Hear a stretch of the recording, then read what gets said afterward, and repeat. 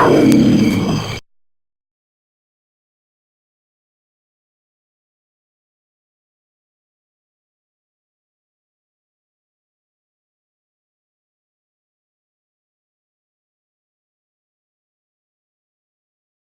the event that there is a fire alarm, I want you to please observe the following exits. There's one to my immediate right, just behind where I'm standing. And behind her, you exit straight out and to the outside. Thank you. There is an exit immediately in the front and the left.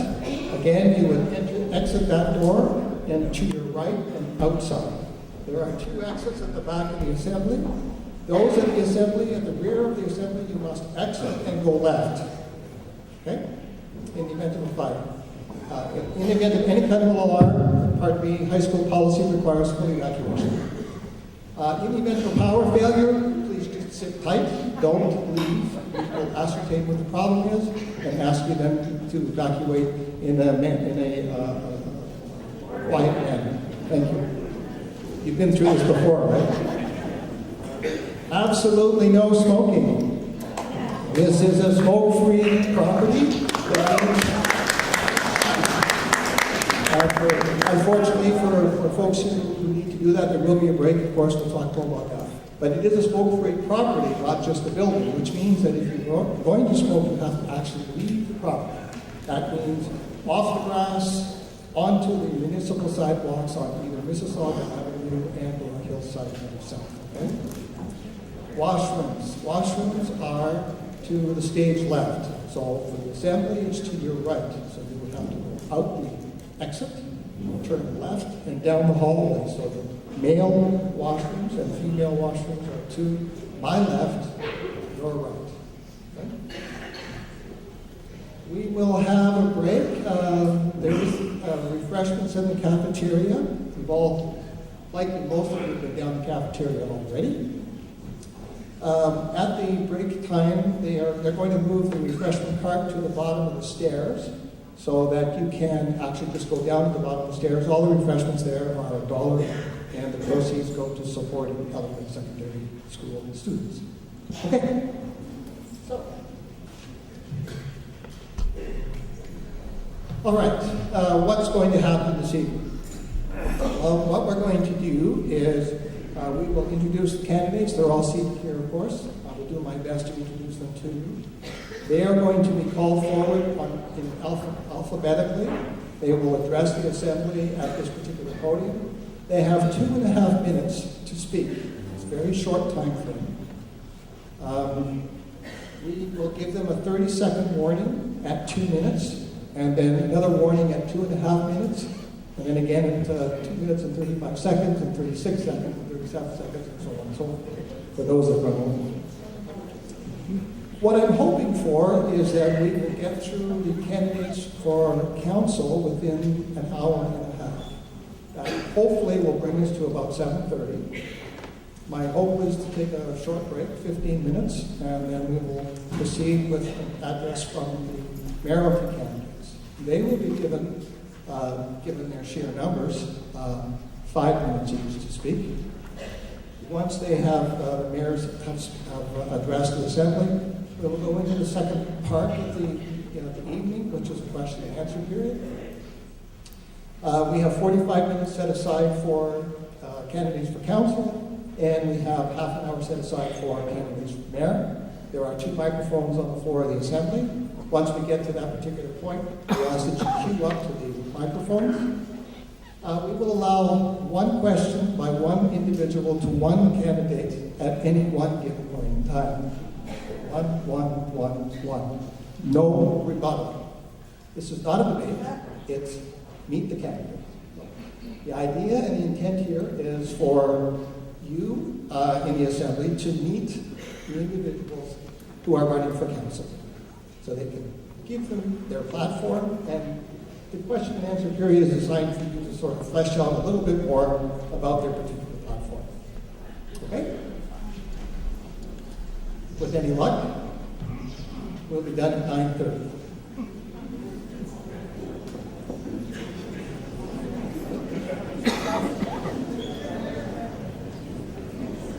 Okay, one more announcement that I would like to make on behalf of Mr. Roger Haché. Unfortunately, there has been a death in Mr. Haché's family, and he will not be attending this evening. And he has asked for me, which I'm very pleased to do, is to extend his regrets to the Assembly, who he would otherwise be here this evening. We do have candidates who are not on the stage this evening. They were all invited to attend, and for various reasons, some individuals are unable to attend. Okay, so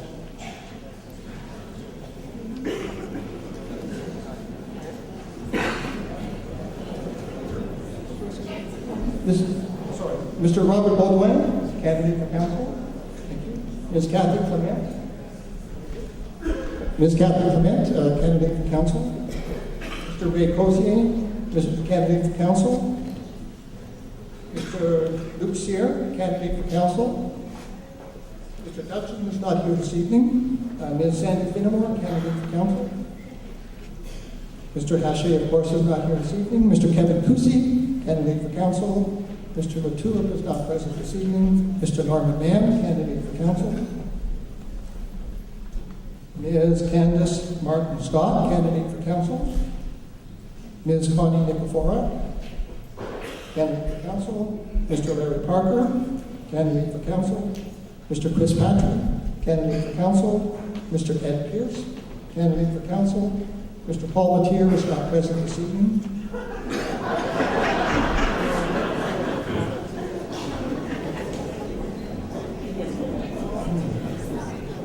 Not quite sure why that's funny, but I think that nonetheless, Mr. Paul Latier is not here this evening. Mabel Reginbald, candidate for council. Mr. Scott Reinhardt, candidate for council. Mr. Uwe Rosilius, candidate for council. Ms. Rosemary Rosilius is not present this evening. Mr. Roger Tanke, candidate for council. Mr. Tom Turner, candidate for council. Ms. Tammy Van Roon, candidate for council. And Ms. Sally Weir, candidate for council. Those are our candidates for council this evening. And for our mayoral candidates. Oh, closer. Okay. Get closer. Okay. We have 4 candidates for mayor running in our municipal election, and they're all present this evening. Mr. Al Collette, candidate for mayor. Mr. Tom Farquhar. Mr. Rick Hamilton. And Mr. Dan Mitchell.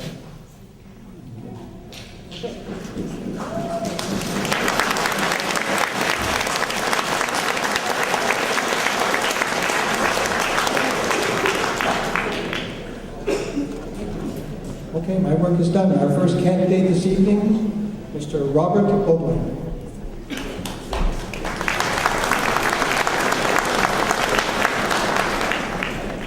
Hello, Elliot Lake. Thank you very much for attending tonight. Your presence shows that you love this place as much as I do, and as much as my fellow candidates and those running for mayor. My name is Robert Baudouin. 36 years old.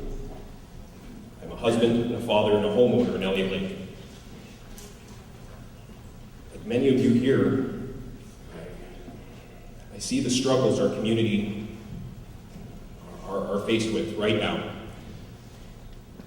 When the average income of family providers is around $20,000. Taxes are ever raising. Employment opportunities are shrinking. We are in a lot of trouble, and it does not seem as though there are any easy solutions. So here we are. We are together, and we all sit together on a fence. There are 2 ways we can go. We can try something different. We can move forward with maybe scary ideas that can make us successful, because we deserve to be successful, because we can be successful. Or we can continue as we have been continuing, perhaps in a positive spirit or any spirit, and we can slowly fade away. Fade away into a time when perhaps there will be no Elliot Lake. There will be a turn up on the highway with a big sign, nuclear waste storage.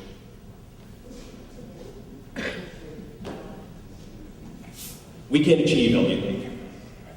We can do something real and lasting. And we can do this together.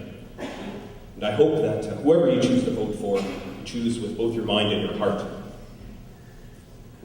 I appreciate the fact that you're here and that you're willing to listen to me, and thank you very much. Good day.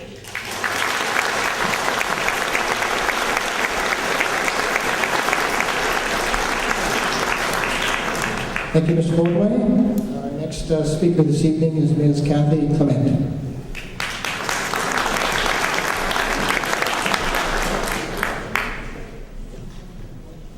Hi, my name is Kathy Clement, and this is the first time I'm running for council. I'm stepping up to the plate to try to start the process of change for the betterment of the municipality and its taxpayers.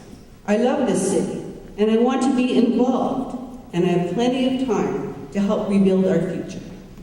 I have a diploma in business administration, and over the years I served as a director on the Mount Dewforest Ski Hill Executive, the Ski Patrol Executive, and I'm a member of Ontario Anglers and Hunters Association.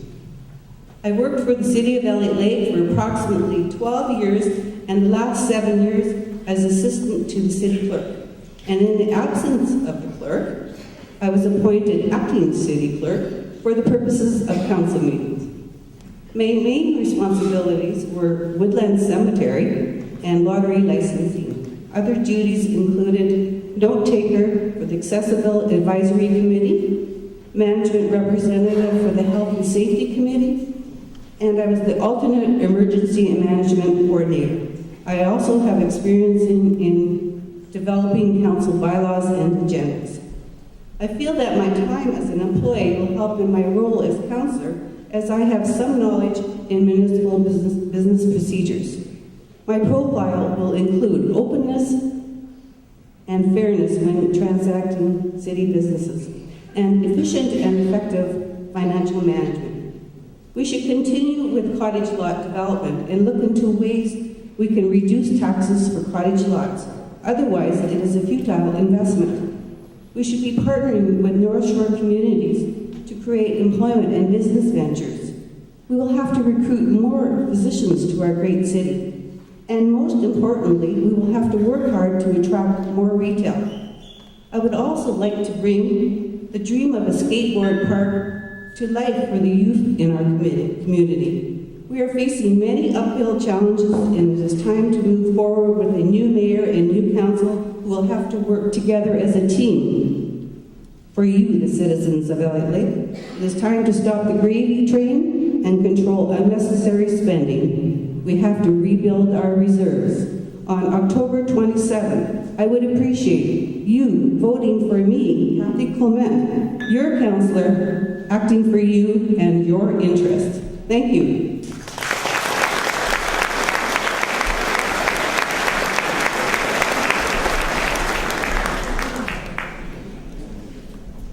Thank you, Ms. Clement. Our next speaker this evening is Mr. Ray Cozier.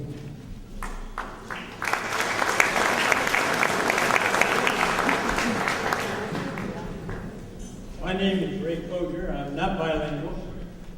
I served 18 years in the military, and I served on a number of senior positions since I got out of the military. I think it's about time that I got off my backside and got working in council, because I think I've got a lot of knowledge and experience in the military, and as a very senior person in 6 U.S. Canadian companies over the past dozen years. I know a number of people that are here because I I've met them before. I'm a professional accountant, and I go by the rule that if I am employed by any organization or any company, that I'm there to serve that group of people.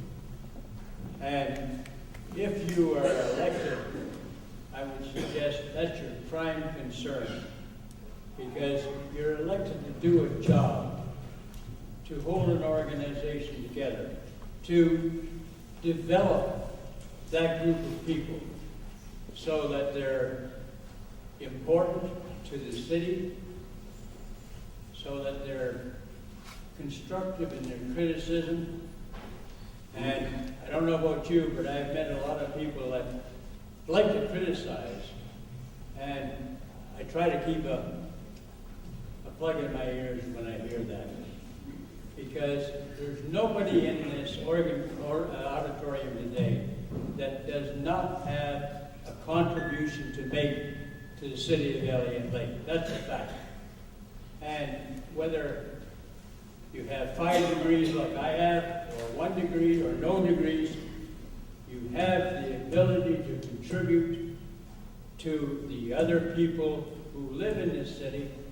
And I'm sure that regardless of what area you have expertise, the city would like to have that expertise working for them, working with them. Am I all through?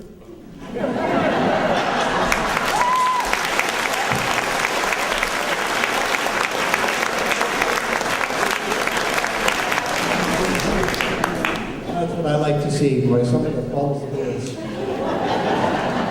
I apologize, Mr. Koshier. Thank you very much for that. Our next speaker this evening is Mr. Luke Sear.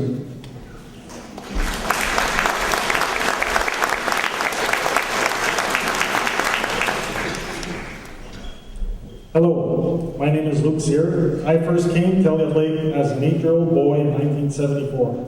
I've been store manager of Elliot Lake Foodland since 1998. My first priority is jobs. First, get Forever Delayed Mall built. The second, obviously, we need a general merchandiser. So, Giant Tiger, hard, something is better than nothing. We need to get it done. Supporting and going after small startup businesses and entrepreneurs is how we're going to fix our economy. We have to be open for business and cut the red tape. Just get things done. Get people working. Doctors and health. Get more doctors for our aging community. Locate much needed investments for our local hospital, or build a new one with provincial and federal help. We need long-term care facilities for our citizens who've been waiting far too long. And again, that creates more jobs. Persons with disabilities. Council must ensure adequate investments in improving accessibility to all citizens. Budgets should reflect real efforts to attain the goals in measurable ways that actually improve the lives of our disabled citizens. Be a leader in special care and access. Elliot Lake should do this. Goal setting, short-term and long-term goals. As a council, we should have a full assessment for prioritized spending on present and future goals for the city with full consultation and participation from the citizens. Without following a plan, the future leads nowhere. It's our tax dollars. Our taxes and spending. Tax revenues are now lower in Elliot Lake. We all know that, making it difficult to maintain our current standard. Well, it's time to control the spending. Stop wasting our tax dollars. We need accountability. Council members should be clear that they're accountable for their actions. If they make mistakes, you, the electors, must hold them to account by ensuring change, either in their performance or replace them with others. Council must communicate with its electors. Why not start annual town hall meetings? Get discussions going. Je vous demande pour votre vote, pour vous servir, pour vous écouter. C'est le temps de choisir des conseillers qui vous représentent. Merci.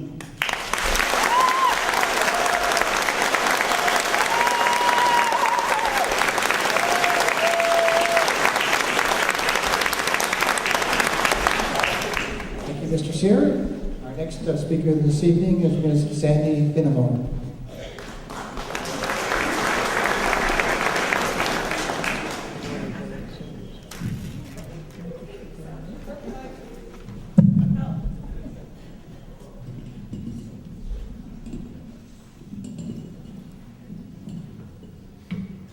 Perfect. Thank you. Good evening, everyone. I'm Sandy Finnemore, and I'm a 34-year resident of Elliot Lake. I've been married to my husband, David, for 38 years, and I am a wife, a mother, and a grandmother of 6 and a half. 2 of our children were able to return here to live because they too believe this is an amazing place to raise a family. I want a secure and happy future for my grandchildren. I am a current councillor in the city of Elliot Lake, and I'm seeking for re-election at this position. I sit on over 20 boards and committees between my municipal responsibilities, my work, and my volunteer activities. I've only missed 3 council meetings in 4 years. That is a record I strive for and am very proud of. I bring a positive outlook to the table. I do my research, I talk to people, and have had to make hard decisions and am willing to do so again. I've worked hard for our community and feel we have a lot more to do, which I'm ready for. I've supported the staff, the volunteers, my colleagues on being present and engaged in all processes. When I ran last time, I promised to you I would do my best, I would keep my commitments, I would be honest, and I would put aside my personal beliefs to always do what is best for the community as a whole. I will not stand here and say I will not raise taxes, as I know that in order to have a functioning city, we have to have the money to do so. I will promise you, however, that I will be part of a process that will do our best to keep the tax increases to a minimum, while looking to our future to maintain and repair our infrastructure. I've learned a lot and have a lot more to learn. I've learned things like if you do not spend the $50,000 to fill the surface cracks in the roads, the water will get in and erode the infrastructure underneath, and you will be spending in excess of 100 times that to build a new road. What sometimes may seem a band-aid solution oftentimes has a much deeper purpose. I support our Economic Development Coordinator moving forward and see the city's retirement living program and our cottage lot programs as being integral to us. We have to work with the cottage lot owners to find positive solutions as we move forward into the new phase of development. I support the city staying engaged in the NWMO Learn More process. I've read the literature and have not seen anything that causes me to be alarmed in any way, and if I did so, I would vote accordingly. I'm a positive, caring, dedicated person, and I want to see Elliot Lake thrive. I see endless possibilities of engaging our youth and our young at heart. I know the city is very close to getting a skate park, and my goal is to turn Mayoral into a youth center. Before I finish, may I ask something of all of you? When you go home tonight, I challenge you to go to avivacommunities.com on the internet and vote for the Elliot Lake Youth Park to win. Thank you.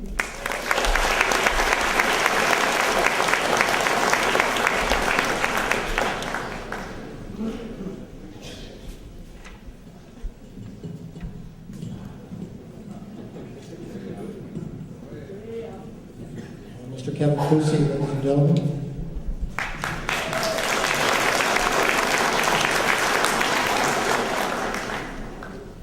Hello, everybody. Well, if nothing else comes of this, it's my first suit in 51 years. My name is Kevin Klusi, and my entire life is invested in Elliot Lake. I see my city at a low point and hope to bring it back to a good place. I was born and raised in Elliot Lake and knew everyone. Everyone felt like family, and it was a safe place. I am passionate about being a northern boy. I married a small-town girl, and I raised my 2 children here.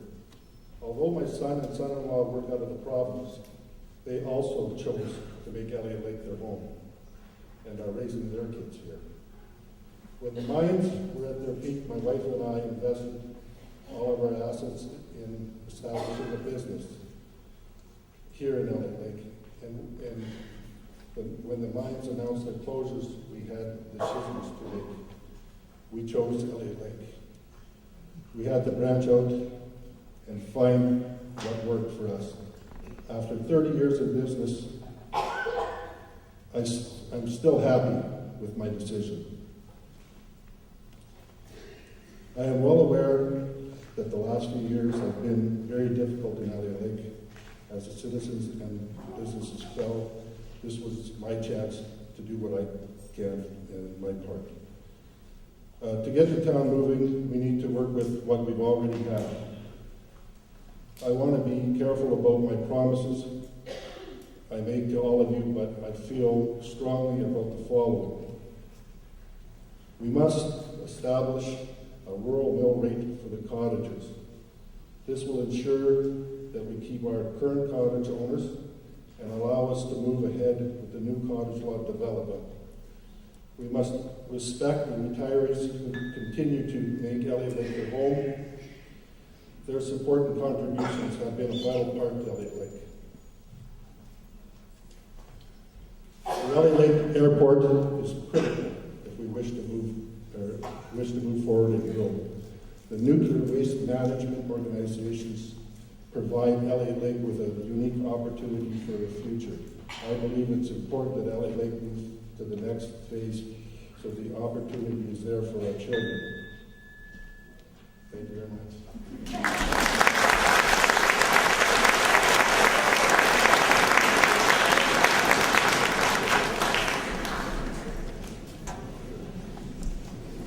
Thank you, Mr. Kusi. We have a late arrival, Mr. Dennis Tulip, who is a candidate for council. And our next speaker, Mr. Dennis Tulip.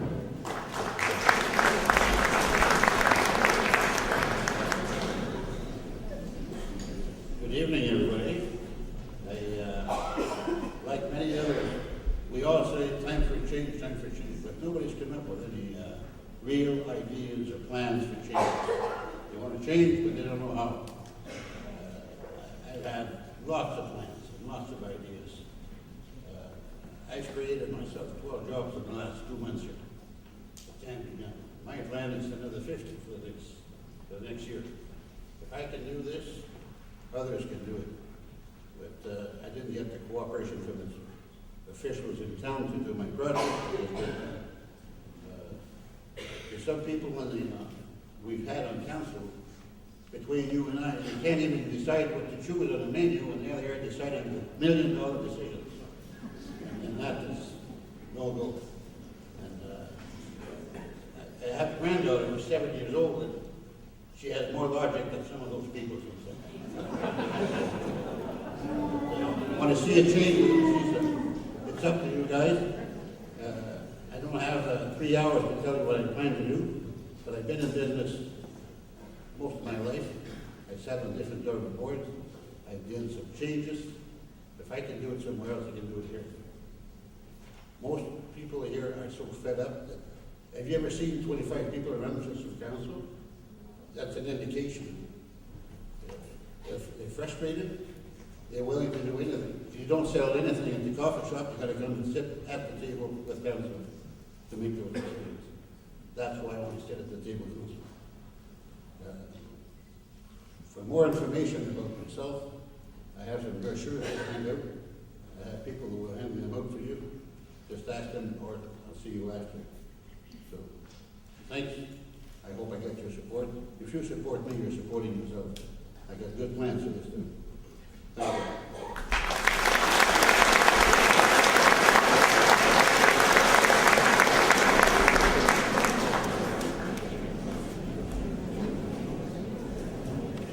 I would just remind the candidates that we really want to keep comments away from the personal level.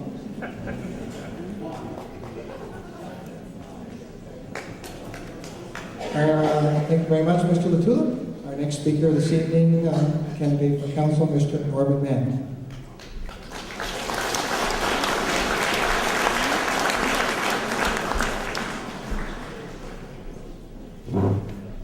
Tonight I can only truly promise you 2 things. To listen to you, the residents and taxpayers of Elliot Lake, and to make well-informed decisions. It's hard to believe that it was 4 years ago that I ended my first speech to a gathering similar to this with those words. Ladies and gentlemen, fellow candidates, members of the media, and members of the Rotary Club, my name is Norman Mann, and I kept those promises. And once again, I stand before you not only asking for your support, but I'm asking for your vote on October 27th to re-elect me as councillor to the City of Elliot Lake. For those of you that don't know me, I'm a lifelong resident of Elliot Lake. I was raised here by my parents, Fred and Carol Mann, who was my father, a city councillor for over 9 years, that instilled in me the ideals of community service. I went to high school in this very building, and after graduating, I attended the University of Windsor and graduated with an honors commerce degree in business administration. For the past 21 years, I've been employed by Huron Lodge as community services coordinator, providing community-based services to the residents of Elliot Lake. Now with my wife Jane, of 17 years, I'm raising my own family here. I'm an active member of the community. I've been in the Rotary Club of Elliot Lake since 2001 and I've served as club president for 3 terms. I'm a trustee on the board of St. Joseph's General Hospital and have been since 2008. I have served on their governance and quality committees and have just completed a 2-year term as board chair. So why am I seeking a re-election? I love Elliot Lake. Elliot Lake is my home, past, present, and future. Simply put, I'm seeking re-election because the job is not complete. My platform of 2010 holds more merit to me now than it did then.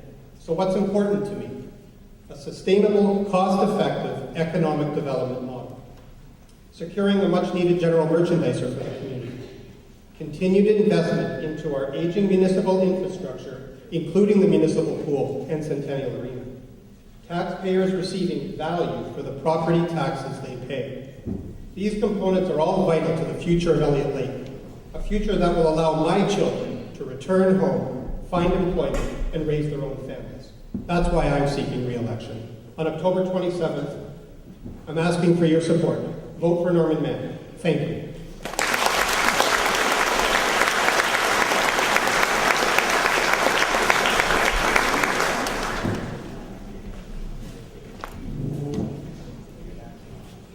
Thank you, Mr. Mann. Our next speaker is Ms. Candace Martin Scott.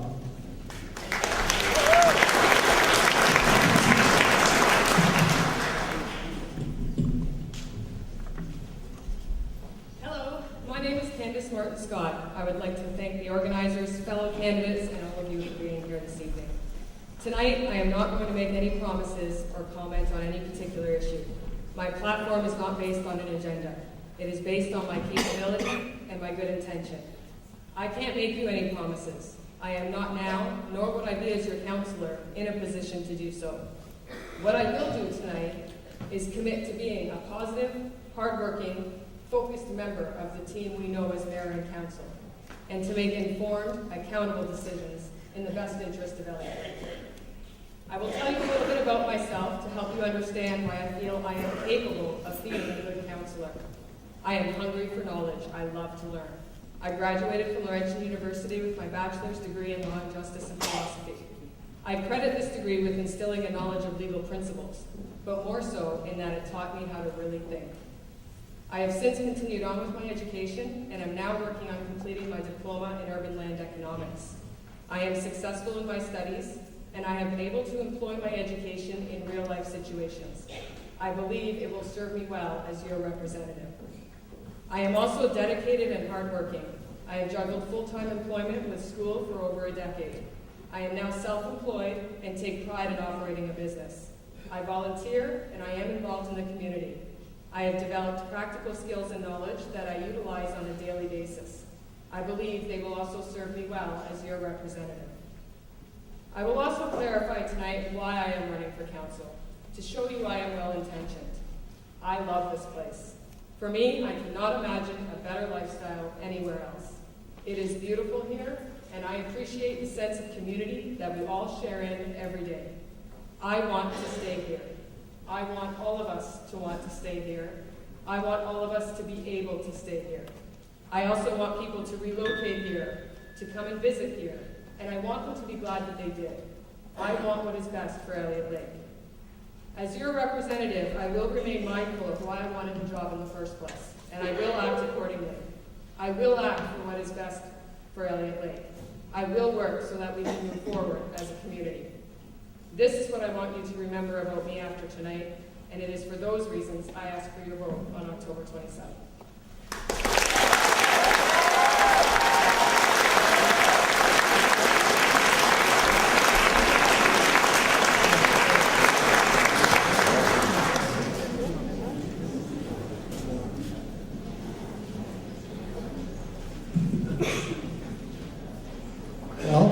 Not bad, it's 25 after 6. About halfway through the candidates. How's everybody doing? A lot of smiles out there. Everybody's smiling, that's great. I'm very pleased to introduce our next candidate for council, Ms. Connie Nikiforuk.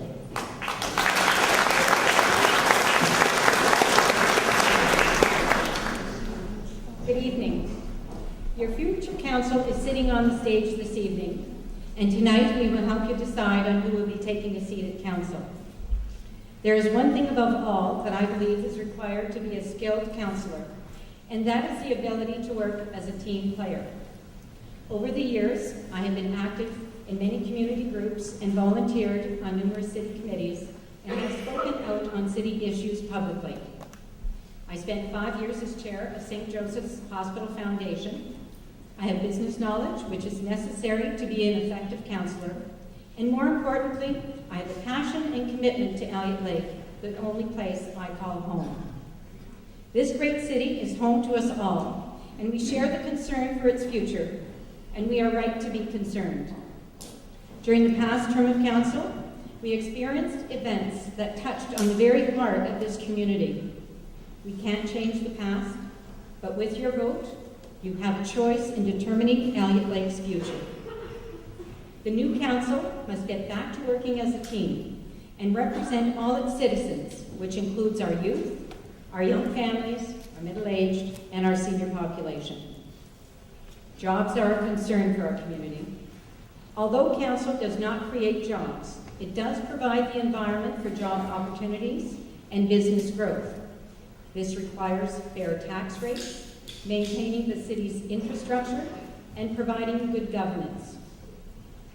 The promotion of Elliot Lake as a retirement destination has strengthened our economy, and the city must stay focused on affordability and accessibility for its residents, and also provide further services that will allow a true aging-in-place model. Part of this model would include working with our medical community to ensure that we have a full complement of doctors. I am proposing the formation of a special seniors advisory committee to work with council on issues that are important to seniors and who also represent an important part of our local economy. I will be a strong voice on council and will make sound decisions based on facts and use common sense when spending your tax dollars. It is now your decision to vote for the leaders of Elliot Lake for the next 4 years. I ask for your vote on October 27th. Thank you.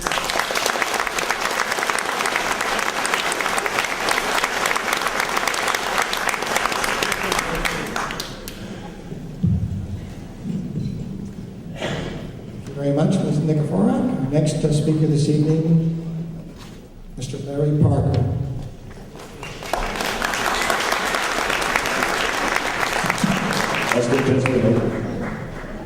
Good evening, ladies and gentlemen. I usually sing, I don't talk into these things, so bear with me. I came here in 1997 to be with my mother and my sister, who both live here in Elliot Lake.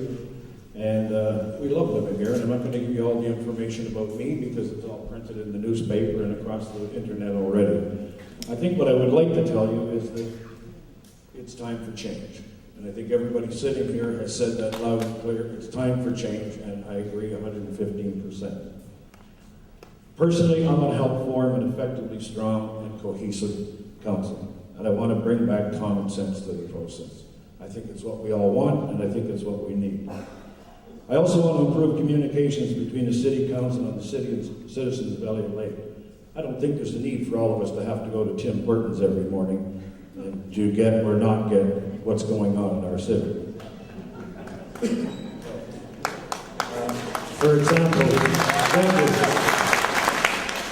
For example, our yet-to-be-built mall. We shouldn't have to keep asking that question. We're taxpayers.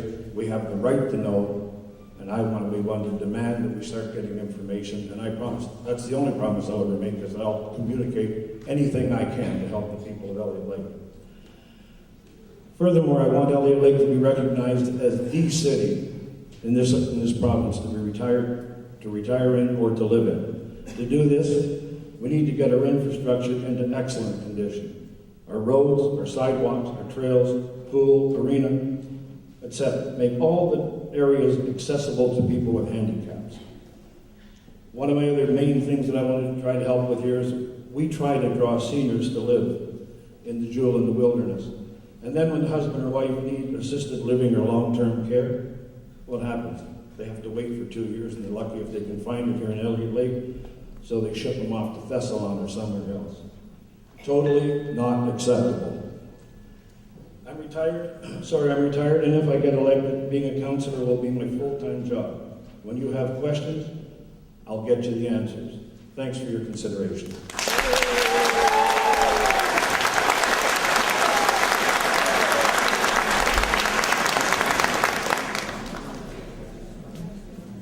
Mr. Parker. Our next speaker this evening, Mr. Chris Patrick.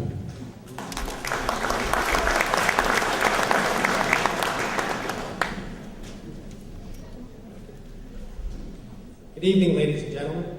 Thank you for coming out and showing your support for our community. I would like to thank everyone for the support that I received over the past 2 terms of council and ask for it again for a 3rd term. Our beautiful city has gone through a very trying time and lost some wonderful people. However, we are an unyielding community and we must stand together to keep our city alive. We need a strong council to get us over the threshold in order to keep our tax base down. The construction of the new mall is not enough, and it's simply disgusting that it won't even be started until the spring of 2015. That's if the developer doesn't delay it any further. We need to convince more developers and retailers to build. We need cottage lots to move forward into phase 2, and we need to continue with the learn more process with the NWMO. We need to encourage any expansion possible in order to lower our tax rates.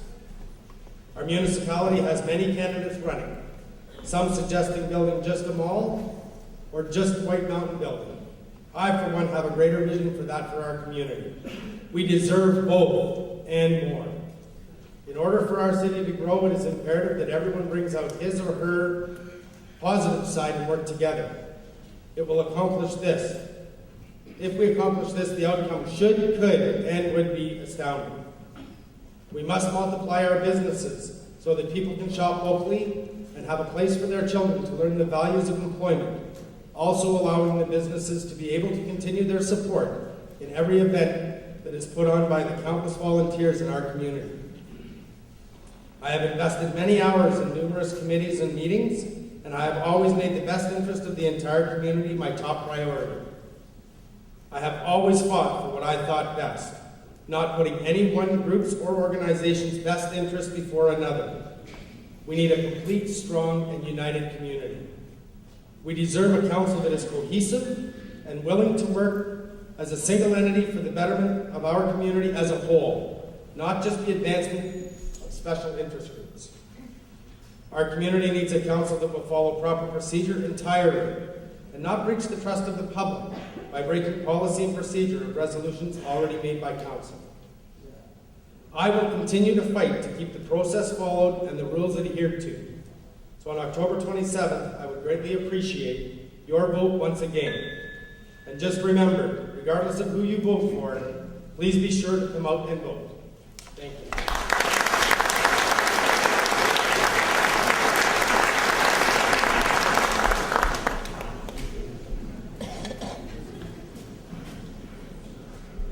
Our next speaker this evening is candidate for council, Mr. Ed Pierce.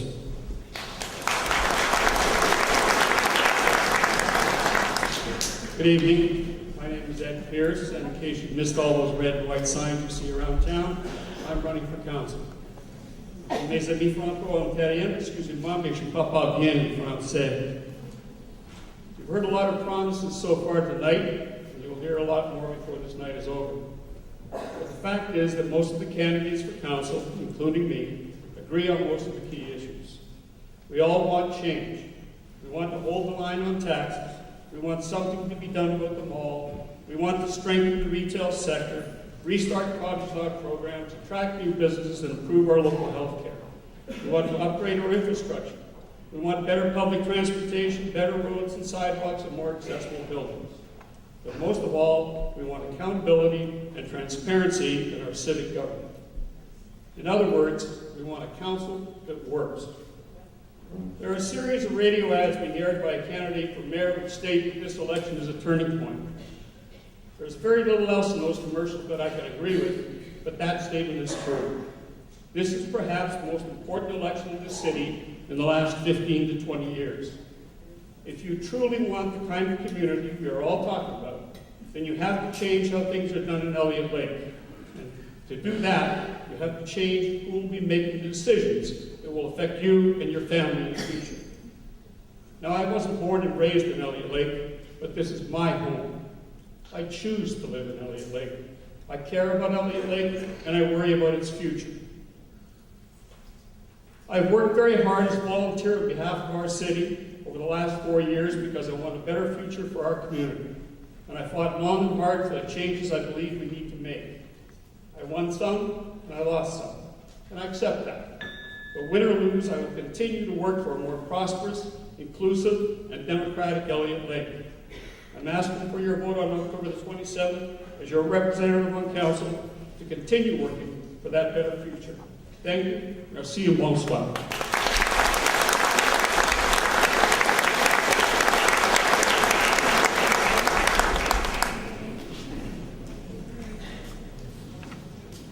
Thank you, Mr. Pierce. Our next speaker this evening, Mabel Reginald.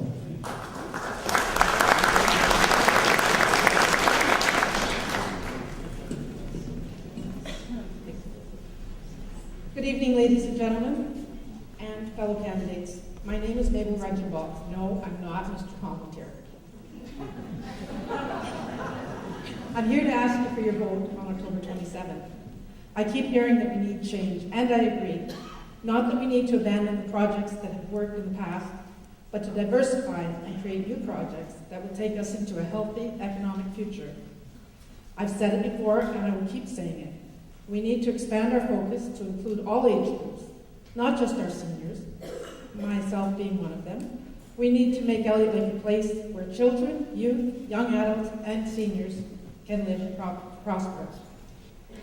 I have a vision and a dream for Elliot Lake. Many of you will say I'm crazy, others will say I'm a dreamer.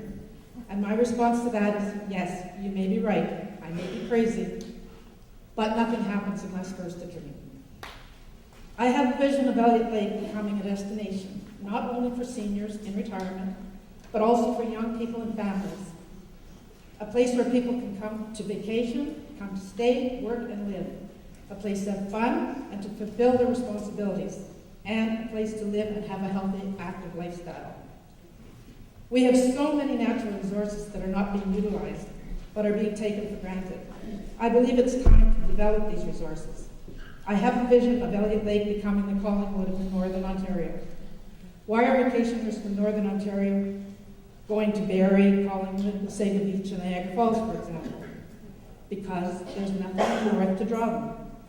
I believe that we can develop and market Elliot Lake to take advantage of the tourist dollars going south. I believe that Elliot Lake can be an all-season tourist resort without increasing the burden of tax on property owners. We do need retail businesses, but we need to make our city attractive to those businesses, and our senior population alone cannot guarantee growth. These businesses need to succeed. We need jobs for young people to do that. We need jobs to keep our young people in town, to become the seniors of tomorrow.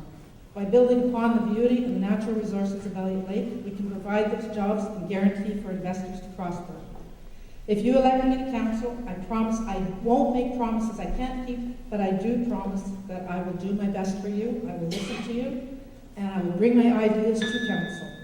Thank you, and I hope that you'll go home and really think about what you're doing, not what you're doing.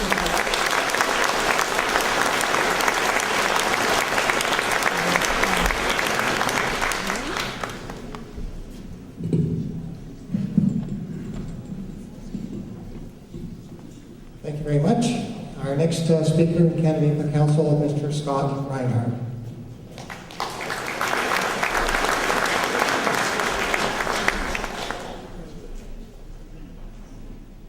Good evening, everyone. I've been in town since 1970. I was on council from the years 2000 to 2010. And right now I have a small business in town. I work with my brother, and I didn't run for council last time, but I was watching, kept an eye on things, and I do have some deep concerns, and mainly it surrounds the level of dysfunction and the discord that I see on council. It really concerns me. I don't feel desperate about it, but I think we need to address it. And when you see that level of dysfunction on council, use the microphone. Oh, I'm sorry. I'm sorry. When you see that level of dysfunction on council, it really concerns you that is the business of the city getting taken care of, and is the business of the people being taken care of. And I think the city needs a council that works together, not against each other. And so I decided to run for council. My first priority would be to get the shopping complex done, get it open. I know there are problems with the developer. You got to work through those, and we will. The second thing is the waterfront development. Waterfront development is economic development. Those two things go together. And that's got to get done. The waterfront development will help us to get our shops busy, we'll get our contractors back to work. It'll broaden our tax base, it'll add people to the community. That means we'll have better services, more services for everyone, especially the seniors in town. We'll upgrade our services. I spent 10 years in the Budget and Finance Committee, most of them as chair. And I can tell you our city was used during those years as an example of how a city should be run. The auditors were often mentioning it, and I want to return to that. As a 10-year veteran of council, I want to share this with you. This isn't the time to use your precious vote to make some point or to protest. It's a valuable vote. And I ask people to stay positive and don't worry about what you're reading and hearing on the blogs. Just get out and vote and get a good council in here. And thank you very much for coming out.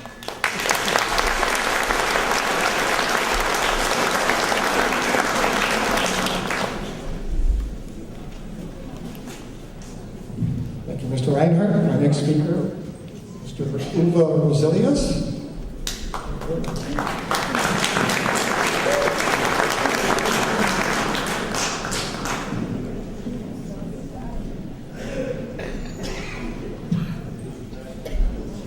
Good evening. My name is Uwe Roselius. I've been a resident of Elliot Lake since the early 80s. I moved into Elliot Lake as a summer student, and I ended up getting a job in the mines. And hence, I ended up buying a home, and I've raised my family in Elliot Lake. I've seen Elliot Lake at its downturn, and I've seen Elliot Lake prosper. And as I'm sitting up here looking out on everybody that's sitting out here, I don't see too many smiley faces. This concerns me, because it's almost like we're in mourning. But we have so many people, so much talent that's out there that could take Elliot Lake higher than we can think. Because if we work together as a family, which Elliot Lake is, and it was, and it should be again, we should be proud to say we're from Elliot Lake, not muttered under our breath. You know, Elliot Lake retirement living, beautiful. I mean, thank God for the seniors that came to Elliot Lake, but there's more to Elliot Lake than the seniors. We have to bring younger people into Elliot Lake. And how are we going to do that? We have to start with small business. I can't see a big business coming into Elliot Lake that's going to employ 200 or 300 people. That's a dream. And if it does happen, God bless us. But in reality, we have to work together to build this town to the way it was in the past, when we would stand around in the malls or wherever we gathered and we had the street parties. We were proud to be from Elliot Lake. Now you look around and everybody's looking like they're walking on their last mile. You know, we need to bring it back to the way it was. And we have the people here to do it. We have such talent. from the retirees that have come into Elliot Lake. We can do anything. We got brains in this community like you wouldn't believe. I'm going to leave it at that. My name is Uber Resilius. I do promise to listen to everybody. I'm not going to promise that I'm going to do everything for everybody, but put me in charge. I've raised my family, and I think I've done a darn good job of it. I will continue to treat Elliot Lake like it is a family. We are a family. So turn to your neighbors and say hi when you get up in the morning. You know, greet people. Let's bring some smiles back into the community. Be proud of where you come from. Thank you.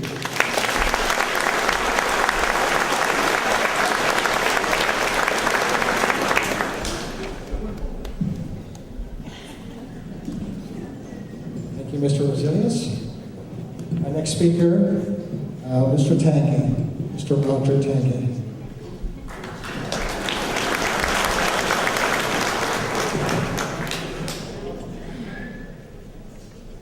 Welcome, all my friends. Where I am today, that we got 47 years in this city, yes. I live here 47 years and you teach me to become who I am. Thank you. And today, you telling me you care for your city. And you telling those candidates today you care. I would like to stop here and I'd like to thank 4-day men and women. When the mall collapsed, they was preparing to go back into the mall. They teach me so much. They said, Elliot Lake, we never stop digging. We never stop caring for each other. That's the base of Elliot Lake here. They build that city with care. They are from all over the world. Remember that. I do recall I was there a long time ago, and I ran for mayor. I thought the mayor was in power for too long. It was time for a change. So many years went by. Today, they said, I do not recall. I do not recall. I am ashamed. They said, I didn't know. I did not know. I did not know. And they said, knowledge is power. Knowledge is power. I told my wife I have to be here and tell you, my friend, together we have the knowledge. And together, we will have the power to rebuild that city. Better, stronger, but care for everyone. Thank you.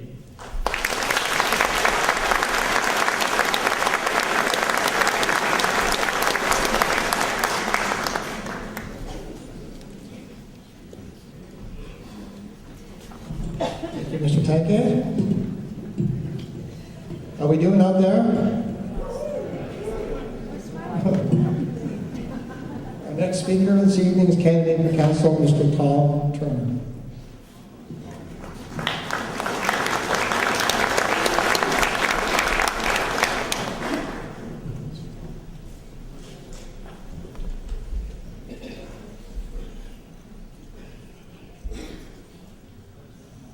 Evening, ladies and gentlemen. My name is Tom Turner, and I'm running for council. Je suis né à Montréal, maintenant je demeure à Elliot Lake. Je suis très heureux. The reason I'm running for council is I, like you, love this town, and I'm concerned about some of the things that are yet to be done. Can't fix what's happened before, but I can sure work hard on what's to come. I believe that we need to strengthen and maintain our retirement living project. And at the same time, we need to focus on economic development for the years beyond. Retirement living is probably good to us for the next 15 years, and then the baby boomers are going to move out of the great population bubble. What follows, which are pensioners and retirees who come from families of 2 children instead of 5 or 6. So our market's going to drop. We need to start looking at options. The day to start looking is today. So I ask you to join me when the time comes that as a community, we start making up our minds what we want to be, where we go. I'm also focused on growth in the city, retention of the people who live here. I want them to have a good reason to stay here. My initial reason 20 years ago was that my wife Terry kept taking 20 minutes to go into the grocery store and get a quart of milk. And I found out she had to talk to everybody. And everybody had to talk to her. And I thought, it's a pretty cool place to live. And it ended up being the place that I decided to call home and settle. And I have no regrets whatsoever. I want to focus on the creation of jobs. I want better communication with the public, between City Hall and the public. I think the 4 years I spent on the Economic Development Advisory Committee taught me that there's a lot of power inside the city, a lot of people with intent to do better and to help grow it. And I want to be there to help make it happen. I think we can do things to better our finances. We can reduce our policing costs by supporting the Municipal Association in their efforts. Love that, Bill. Thank you very much.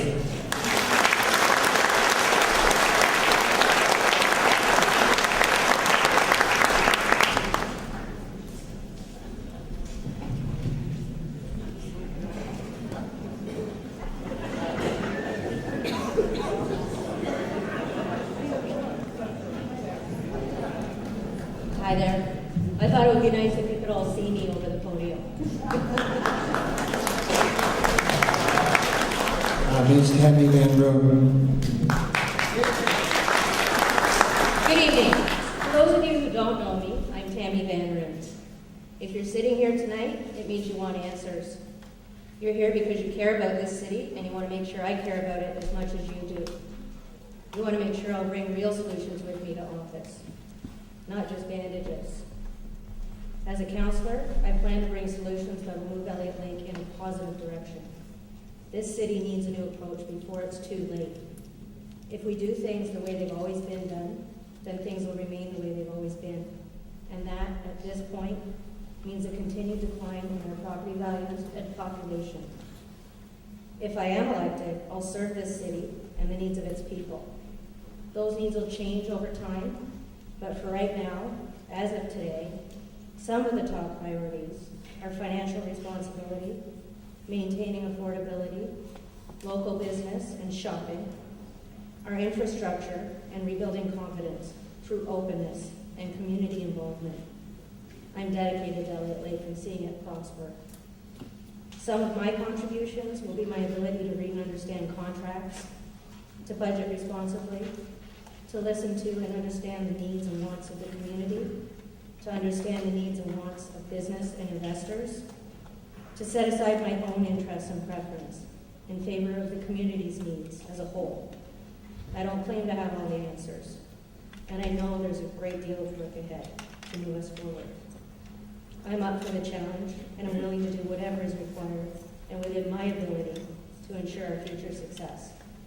Vote for me, Tammy Van Loon, and you'll be voting for a promising future for the city and its residents. Thank you.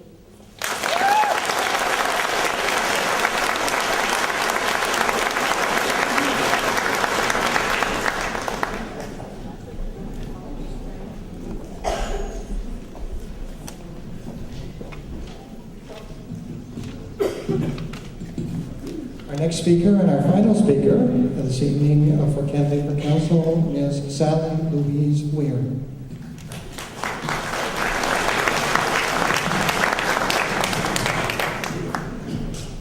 Can you all hear me?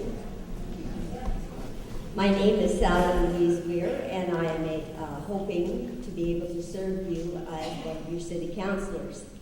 I made Elliot Lake my home in December of 2013 and have grown to love it here The clean air and friendly people are a real shot in the arm. In my travels while campaigning, I had the opportunity to talk to several people about how they feel about the future of Elliot Lake, and I'm sorry to say that I was met with a great deal of pessimism. Some who have lived here for more than 20 years feel that there is nothing that can be done to salvage this city. And it does appear that there has been a great deal of self-sabotaging going on. And what can we do to turn that around? Many people feel, and I agree with him, that we need a council with as many new faces as we can manage at the polls, and with people that have no personal agenda. Shopping is almost impossible, except for the bare necessities. We have to go to Espanola or Sudbury or the Sioux to shop for the bigger department stores. And our hope for the mall to be built is diminishing by the day. I would very much like to see an improvement in our busing system with longer hours of service, including Sunday service. Maybe we could do without the behemoths that we have now and replace them with smaller versions that would be less costly to operate. Can we find incentives to bring doctors here to allow new citizens an opportunity to find a family doctor instead of having to go to the ER? I don't have the answer to this, but having a larger population base would certainly help. The sign on the highway states that our population is 11,500 people, but that does not reflect the truth. So that means we need to entice more people of all ages here to this beautiful place. But to do that, we need jobs, real jobs, right here in Elliot Lake. There are a lot of empty buildings that could be utilized by retailers and other companies if we will only let them in. The existing businesses are struggling to stay afloat. Could we manage to subsidize them so they can effectively market themselves? And why are people paying taxes for less? For example, the cottagers. I've been told it is because they can afford it. On the plus side, we have lots of worship and some really nice restaurants. Too bad the restaurants close so early. We're like the Wild West where they rolled up the streets in the early evening. I don't have all the answers to the questions or the problems we face, but I would certainly like a chance to be part of the resurrection of Elliot Lake. My name is Sally Louise Weir, and serving is what I do.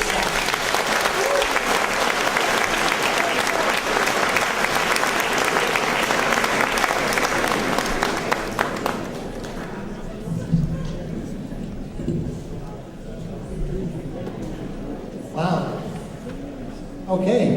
I think this is the first time in the 4 occasions that I've had this wonderful, auspicious task that we're actually running ahead of schedule.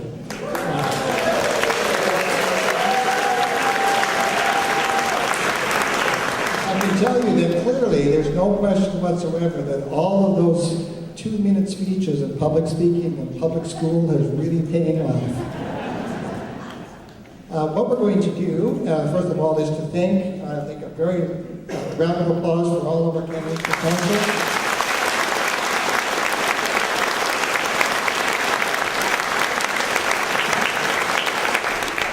They'll be back, of course. So I'm thinking now that it is just a few minutes before 7 o'clock. We're about half an hour ahead of schedule. So we're going to break for 15 minutes, let's say 7:20. I'd like to reassemble. We're a very large group this evening, so let's say 7:20, we'll come back.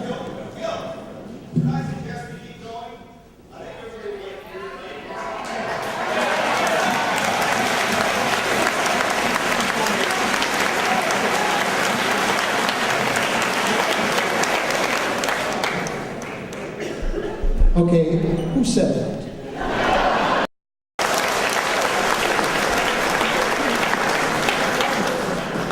Okay, I'm completely off my schedule now, you understand that? Okay, so everybody stand up for a stretch. We're going to reorganize and we're going to get right back at it.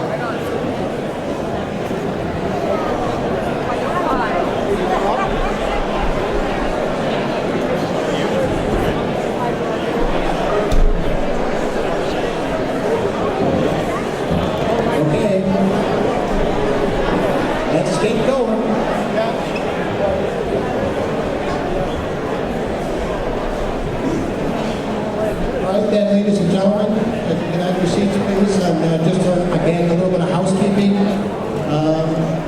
For those of you who are standing next to the exits, can you step away from the exit area, please, so we can keep a clear path? I appreciate that. Thank you very much. So, what we will do is proceed with the address to the assembly by candidates for mayor. Each candidate for mayor has 5 minutes to speak. And then we will take a break, irrespective of what Mr. Burnett desires. Or notwithstanding, or nonetheless, something. So we will do that. We'll take a 15-minute break, and then we will come back for a question and answer period. We should also know that the Q&A is separated, so we will take questions for candidates for councils only, and then questions for candidates for the mayor only. So we'll divide the two. Okay? So, again, it's...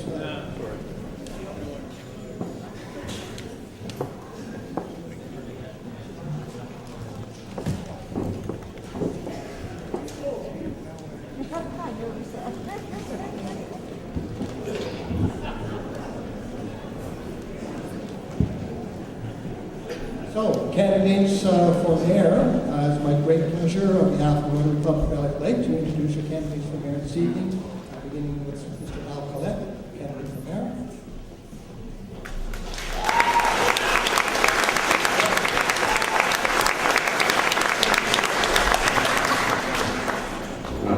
That was short, wasn't it? Next candidate for mayor, Mr. Tom Farquhar.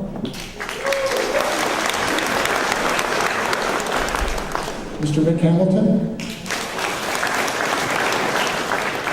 and Mr. Dan Marchisella.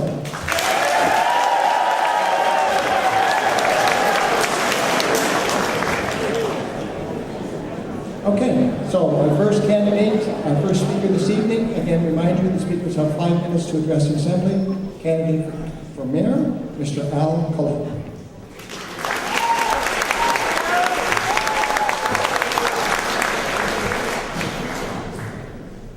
Good evening. My name is Al Collette. Thank you to the Rotary Club for my opportunity to speak with you tonight.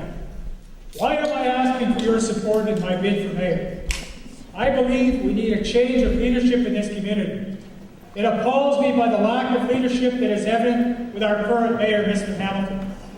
A mayor who has lost respect and support of the entire council due to his blatant arrogance and ignorance. A mayor who has far too many times displayed his dictatorial bullying tactics in order to achieve his own personal agendas.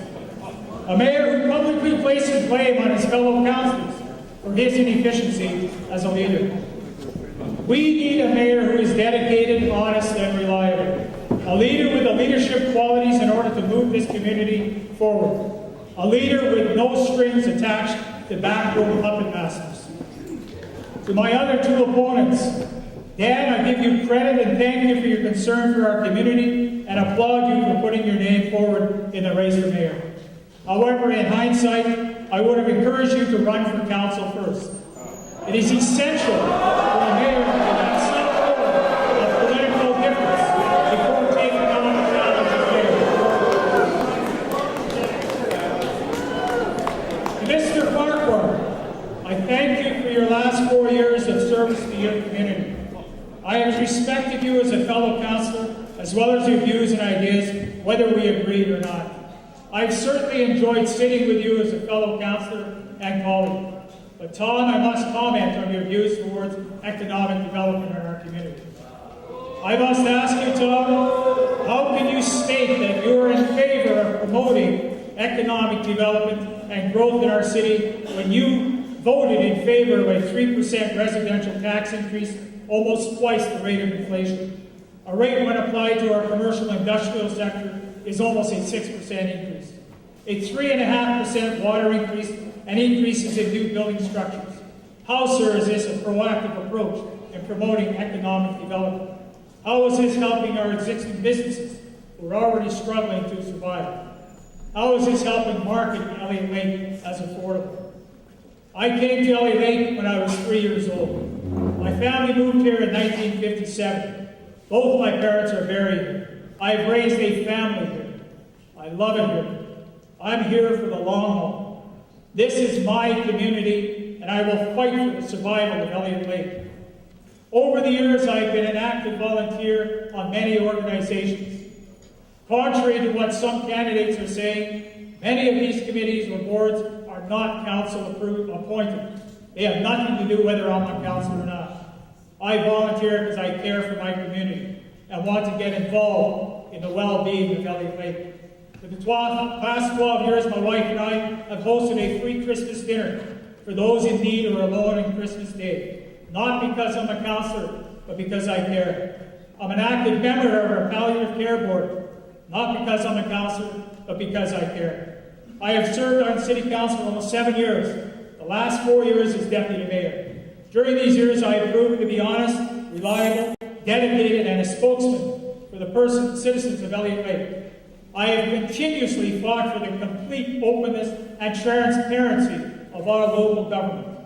As chair of our accessibility committee, I have always been sensitive to the needs of our senior population, as well as our citizens with disabilities. As chair of our bylaw committee, I have always addressed complaints from our citizens fairly and sensibly. I have continued to vote against tax increases and have encouraged cost-saving measures. Ladies and gentlemen, Elliot Lake has gone through an extremely emotional and difficult time that will live in our memories and hearts forever. We will never forget. We are still faced with many uphill challenges moving forward. Now is the time to move forward in a positive way. I am up for the challenge to lead us in that direction. As your mayor, I will give leadership and direction. Ensure there is accountability of all staff and council. Use common sense and good judgment when spending your tax money. Have an open door policy and listen to your concerns and take the appropriate action. Ensure the complete review of all current bylaws and council procedural bylaws. Be an ambassador to the city of Elliot Lake as a mayor should be, and promote the positive side of Elliot Lake. Our natural surroundings, our beautiful trees and forests, our lakes.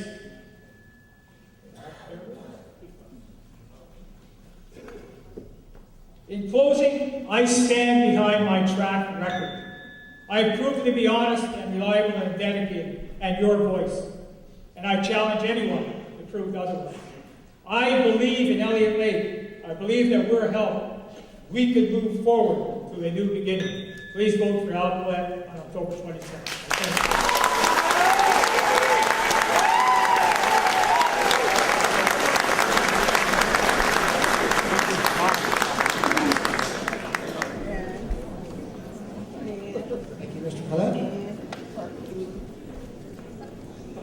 Speaker this evening, candidate for mayor, Mr. Tom Farquhar.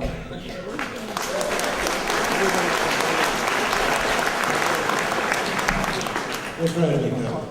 Does that sound okay? How's that? Thank you. Thank you, Gil, and thank the Rotary Club for putting the evening on this evening. And I would particularly like to thank everybody for showing up. Obviously, a very real concern and a very real commitment to the city of Elliot Lake, and I thank you for that. I have been asked during the campaign, I talked a lot about respect, moving forward, that kind of thing. People say to me, okay, that's fine, that makes sense, leadership issue, all that kind of thing, but what do you endorse, what do you support? So I'm about to tell you some of those things this evening. I support economic development, continuing to move it forward. Why?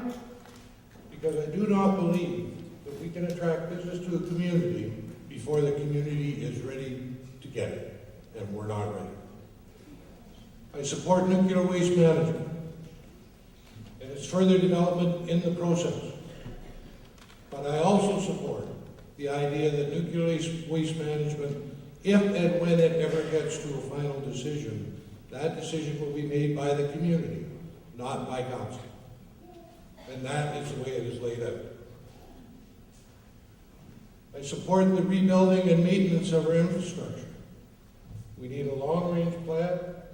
We need to put it in place. We have multi-millions of dollars of infrastructure that, as you can see if you ever watch a council meeting, we deal with just about every meeting. There's one issue or another. We need to start planning. We need to start putting some finances away before we have a major breakdown in our water plant, our sewer lines, even a collapse in some of our streets. We need to start paying attention to that. I support a fair and equitable taxation plan. It was mentioned already by one speaker that I was the one that supported raising taxes. Yes, I did. And why did we do that? We commissioned a study by KPMG when the previous council reduced taxes in the city of Elliot Lake by 22%, and the election issue in 2010 was whether we could maintain our services at that level. The study that we commissioned identified that no, it could not. And they recommended increases in taxes that we have not taken, but we have come close. The residential tax in the city of Elliot Lake is still less than you paid in 2009, but it has been increased. Now, is there an issue with that? Yes, there is. The issue with it is when the taxes were reduced, the special levy that was given to the cottage lot owners was taken away. They, therefore, have suffered a 32% increase. That we have to deal with. We have to deal with it either by another special levy, we have to deal with it by possibly a taxation zone, like designating it rural instead of urban. Whatever we're allowed to do, if that issue has to be addressed. And I'm going to be in a lot of trouble because once again I'm going off my prepared speech. One thing I really want to emphasize is that I support the volunteers in our community. These volunteers are what make our community great. It's what makes most communities in Northern Ontario great. I do not like to see the volunteers that step forward to help us get criticized in a public meeting when the people have not gone to the meetings with the volunteers to participate with them at that level. And that is wrong. And I would ensure you that that support will be there from me. I can't speak to council. I have only one vote on council. And that is one other thing I want to clarify. It is not a mayor's position to direct council. It's a mayor's position to lead when it's necessary, to bring forward all the information when it's necessary, so that council can make its decision. And it's up to the mayor from that point on to support the majority of council. He may not agree with every decision that's made, but that's what our democratic society is all about, the majority rules. I'm willing to work with whichever council get elected, whichever candidates get elected. Elliot Lake is my home now. It wasn't. I spent many years on Manitoulin. I've been in Sault Ste. Marie. We managed to get back to Elliot Lake in 2004. I have no intention of going anywhere else. And if I thought for 1 minute that I did not have something to offer the residents of Elliot Lake, I wouldn't be on this stage. Thank you very much, and I ask you for your support.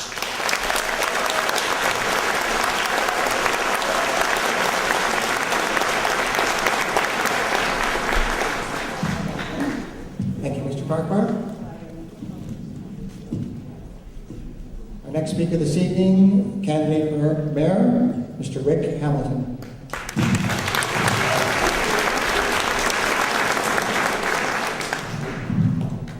Thank you very much for coming out this evening. It's wonderful to see such a show of support for your community. I as well have a prepared speech, but after Councillor Collette's comments, I think I'm going to deviate a little bit. I'm so glad. I feel so blessed to live in our wonderful community with my wife, Cindy, who's always supportive, with my children and my grandchildren, which I'm proud to say we're all born and raised here.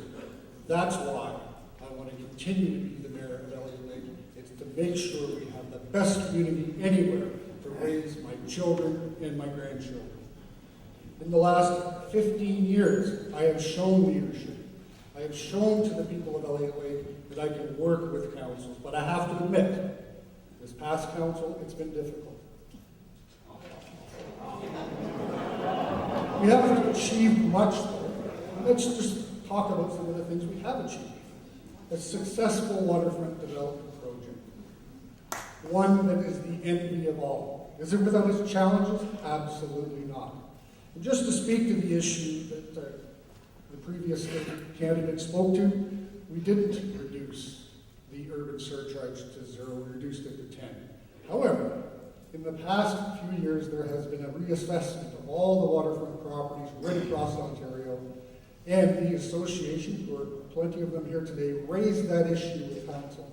We made it extremely clear, given that focus on the taxes have increased so much right across the province of Ontario, it was important for us to be fair, it was important for us to be reasonable, and it's important for us to act to make sure those taxes are fair. What's the reason for that? The reason is simple. We need to take the next step for the next 700 lots.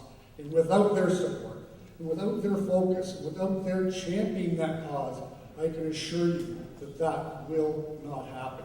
So we need to do that. We need to continue enhancing our downtown. For those who've seen in the last number of years, we spent a lot of time and a lot of effort with a lot of people to make sure that that downtown core was the envy of all. We still need to do that. Revitalization of the Civic Center. I was very proud to be your mayor when we revitalized the Civic Center, made it the arts and cultural hub for our community. I see many of you here today.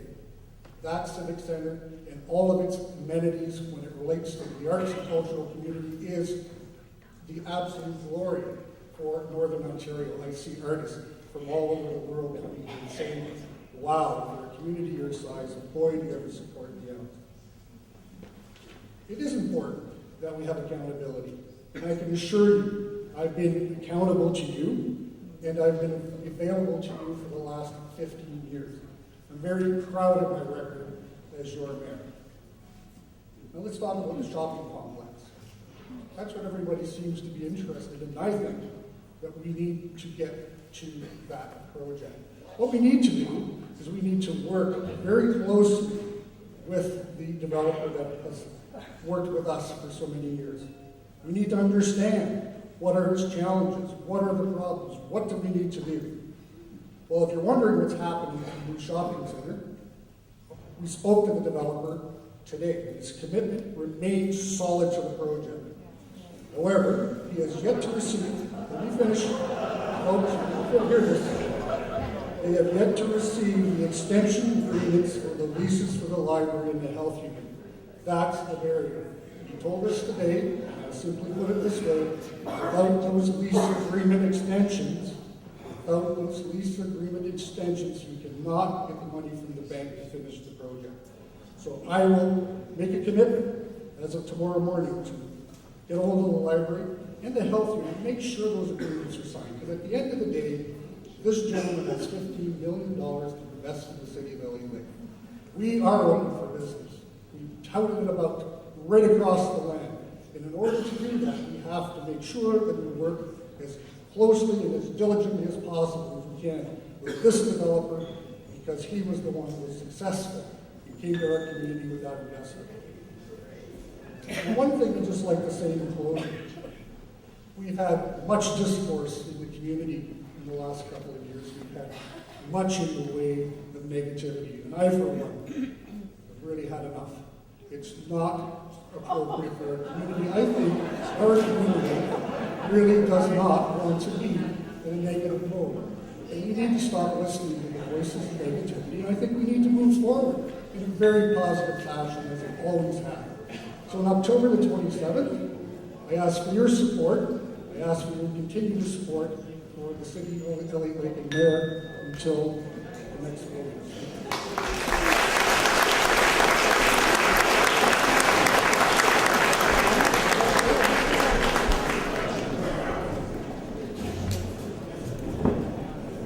Thank you, Mr. Hamilton. Our next speaker, candidate for council, Mr. Dan Marchesell.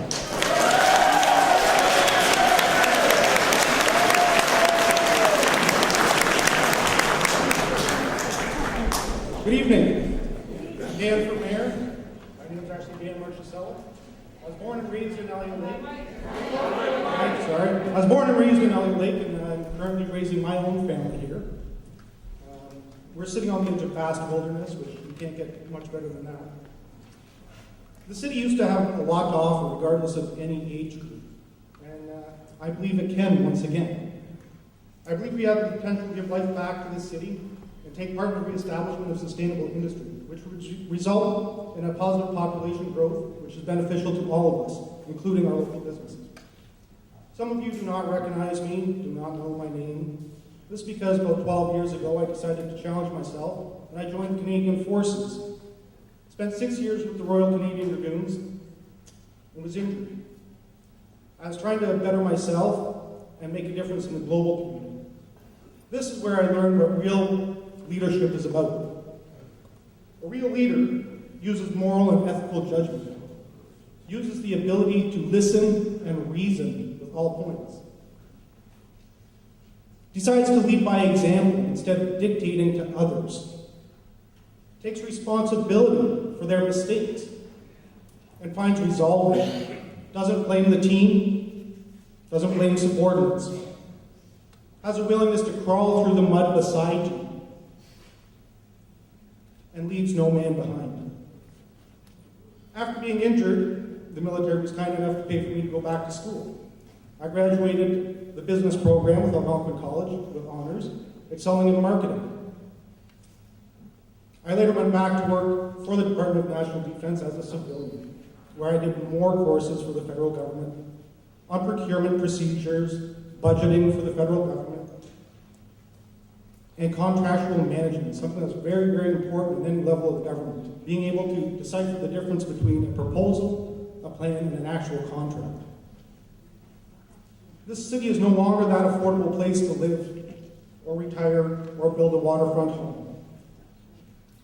And everything is not okay, as some would have us believe. With continuous tax increases, local businesses are being choked out.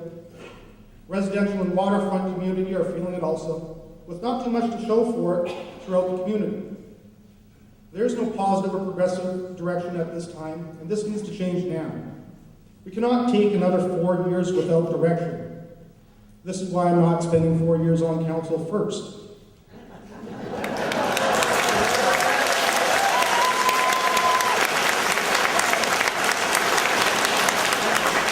There are many issues that plague this city, and we cannot be afraid to address them. We cannot say they don't exist.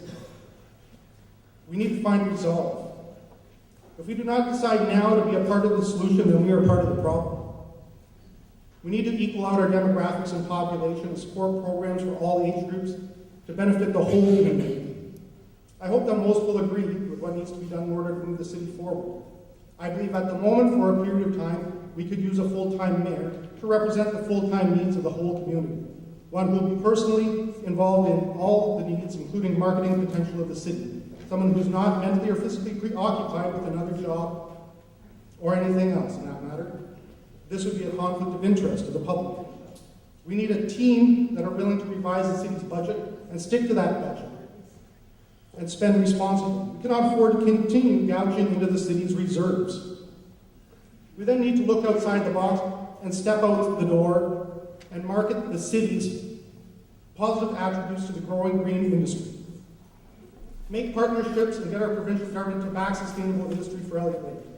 There are many expos across our province every year that would be beneficial to the city of Elliot Lake if we only had reps there. We need to let them know that the city of Elliot Lake is definitely open for business again. We need to apply for grants and funding to help repair our hospital and our infrastructure. We need to make use of the town's many unused assets and rethink our landfill policies and practices. We need to see what other communities outside of Elliot Lake are doing correct and follow suit. We need to allow for competitive market practices for business owners, not to fund a handful of consultants, but to put the money directly into the businesses. We need leaders that are not afraid to listen to the community and answer questions. We need an open forum where elected officials are seated and ready to listen to both the good and bad. Elected officials do not have all the answers. We need the experience and the education from our community. That should be considered an asset and an aid to the city, not a nuisance. The city is a corporation, which is a business, and you're all shareholders here. And when a business starts to suffer, profitability drops, we need to look at replacing management and find new marketing plans. Doesn't matter if you like somebody, if they're not doing the job, they still get fired. We need to say goodbye to the complacency and move for the future of Elliot Lake. Thank you.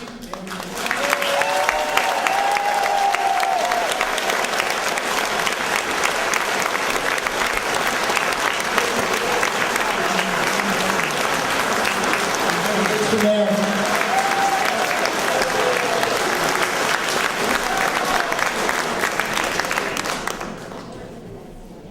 Okay. So, Mr. Burnett, what do you say? We're good to go? Okay, we're going to take 15, 20 minutes maximum back in here for the second part of the assembly, which is Q&A. Thank you very much.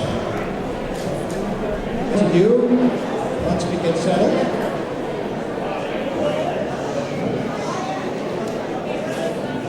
Okay, you're listening now? Okay. Okay, that's good. All right, so we're going to go into the question and answer period. We're going to divide the balance of the evening up into two sections. The first section will be questions addressed to candidates for council exclusively. And then the last section of the evening, we will have questions addressed to candidates for mayor exclusively. So, what I would ask you to do, we have two mics. Gentlemen, if you want to raise your hands, please. Bill and Scott, thank you very much. And if you want to queue up to the microphone, what we're going to do, I know there's a bit of trouble with the microphone at the podium, so we're going to try to hand the microphone to the candidates so they can answer the questions a little clearly for you. Okay, so without further ado, if you want to queue up to the microphone, we can take our first question. I need you to state your name, address the candidate that you wish to ask the question of, and pose your question, please. That's good. Not hearing any, we're going on to the next section from there. Oh, too late.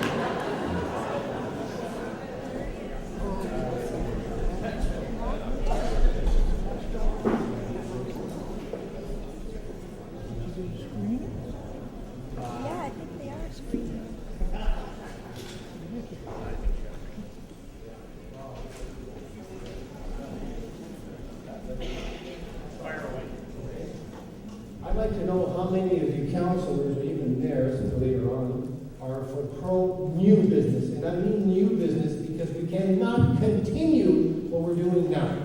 So I can't ask anyone individually for open. That's what we do for one candidate, Mr. Brown. One candidate, Mr. Brown.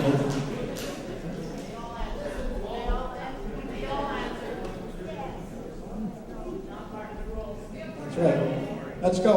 One question, one candidate. Pick your candidate, Mr. Grenville.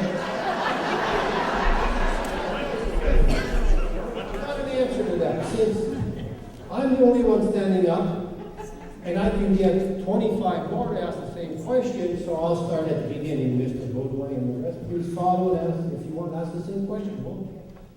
We'll get the answer from all of them. Mr. Baudouin? Yes, I definitely believe in new business. We need new blood and new industry in town. Yes.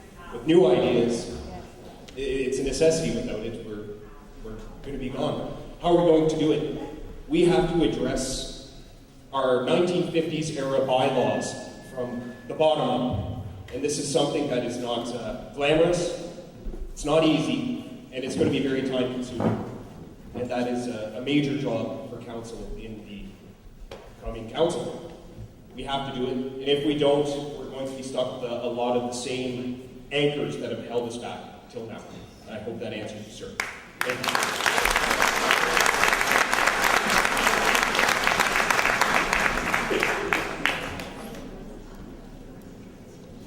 Do you have another question?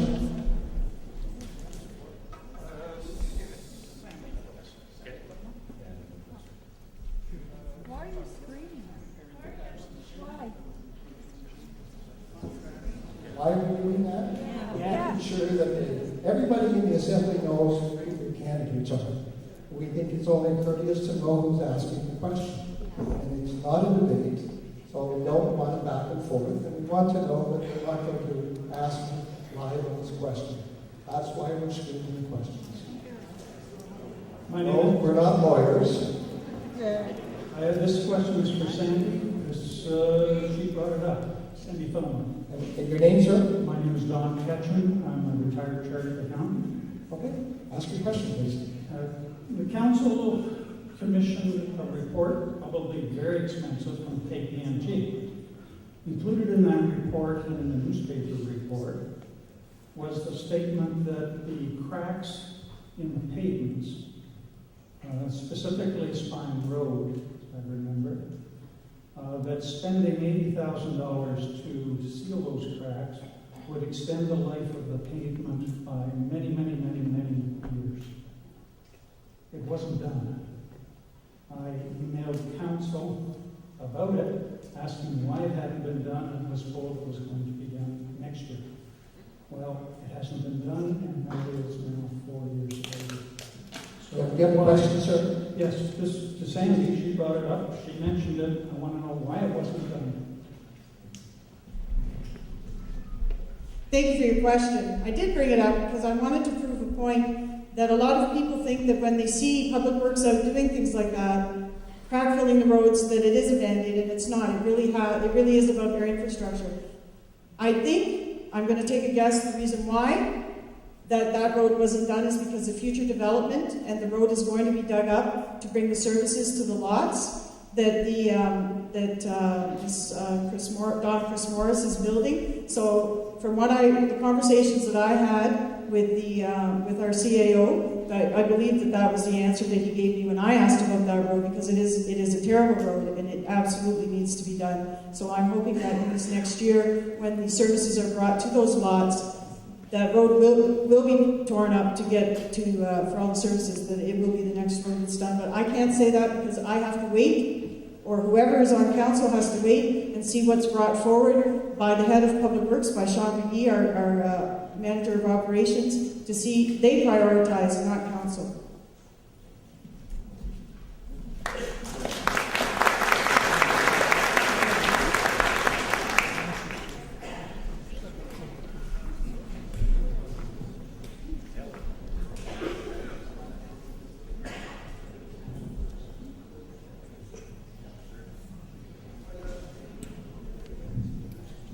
My question is for, Irene Brecken. My question is for Norman. I would like to know what your ideas are about the nuclear waste. Thank you for your question, Mrs. Brecken. I'm in favor of the future examination into the project. It is premature, in my opinion, to say no to it right now. It's a very long, lengthy process. We are not anywhere near a decision. We're not even sure that our geography is able to sustain that type of development. As mentioned by one of the mayoralty candidates, I'm in complete favor of going to a vote for the entire community, and it should not be a decision of council, but I am in favor of the further investigation of it.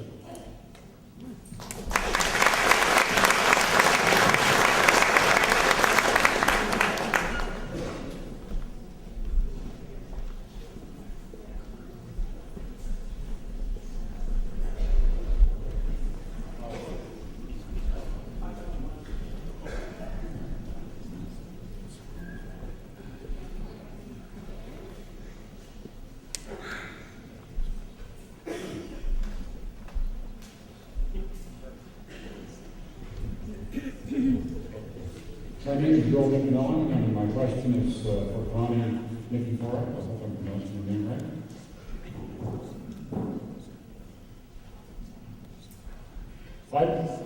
What I believe Elliot Lake needs is a major boost in tourism to bring people here, not just for the money that they bring in and spend here, but also they get to see what Elliot Lake is all about.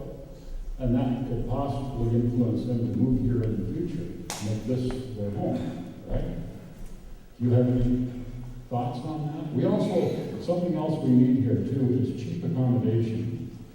Like $130 a night or whatever it is in the Hampton, they need to We need something that's cheaper, that somebody can come and spend a week and not use all their money up for accommodation, so they can spend it on the rest of the vacation having fun. What are your thoughts?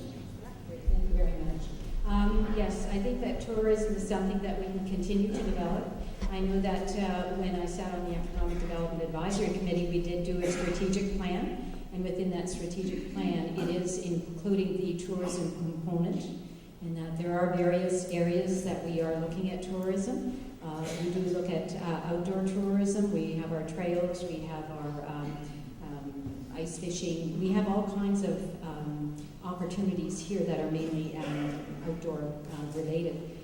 Just for myself personally, though, I have been working on a project with a group of people, and it's a geology project, and what we've been working at is actually developing a geology tour, a driving tour for the community, and we're hoping that next year at the 60th anniversary, we'll be able to bring people in and inform people about the geology of the area and actually bring people into the community in that. So I'm hoping that we'll be able to add another image to Elliot Lake with regard to our community, and hopefully we'll draw other people in. With regard to the accommodations, I know that at this time, yes, we have the Hampton Inn, and I think that it's doing a terrific job for us.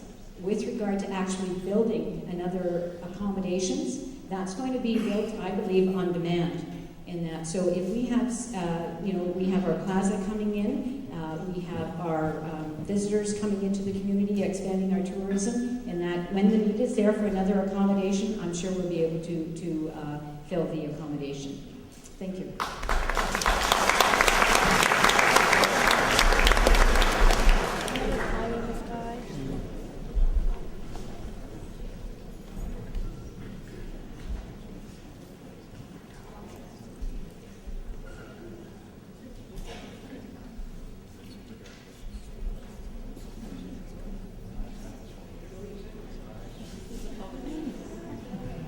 I'm Barbara Leflaw. I know I was a candidate when I arrived, speaking about the Seniors Advisory Committee meeting. I wonder if that council, candidate for council, could address that. I only heard one person mention such a council.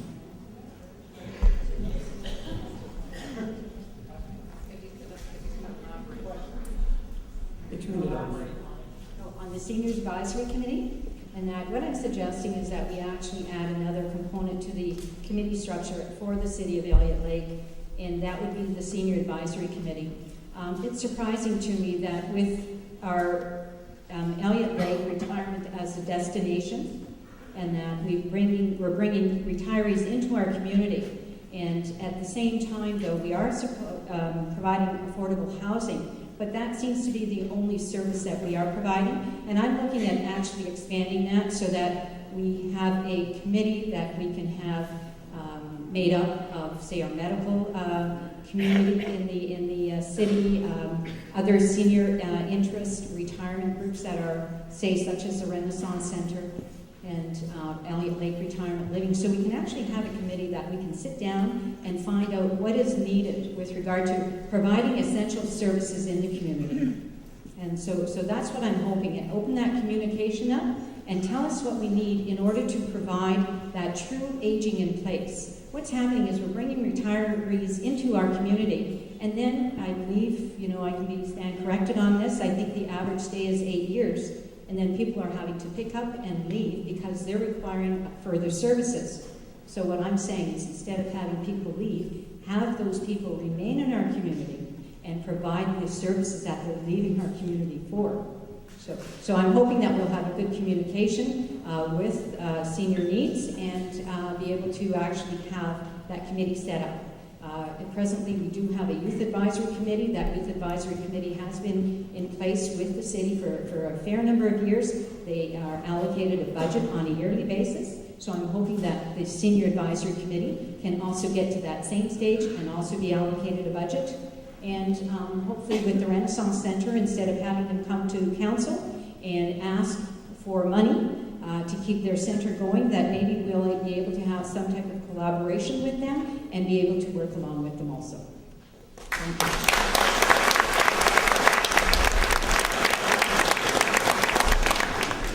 my name is Gates Golden. I have a question for Tammy Benlin.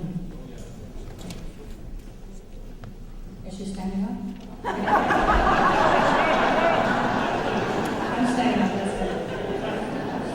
So, Tammy, I'm new here in Elliot Lake, and what I'm hearing is that, we're bringing the seniors in, including one. But the thing is, has there ever been a needs analysis conducted by council to find out what are the needs of the citizens, including the young people, the seniors, the disabled, not the handicapped, the disabled, and the more senior people? And if not, what are your plans to find out what it is that we actually need to keep us here beyond the 8 years? My honest answer is I honestly don't know. I don't currently sit on council. I do know that there was recently a culture study done. I didn't have an opportunity to read the entire thing, but I think it goes over some of those issues. All I can say is, as a real estate broker, I have seen an increase in the number of young couples moving back home to Elliot Lake. And this is the first one. We need to be more diverse and include our young families. Our seniors are very important, but so are our families that are here to care for them.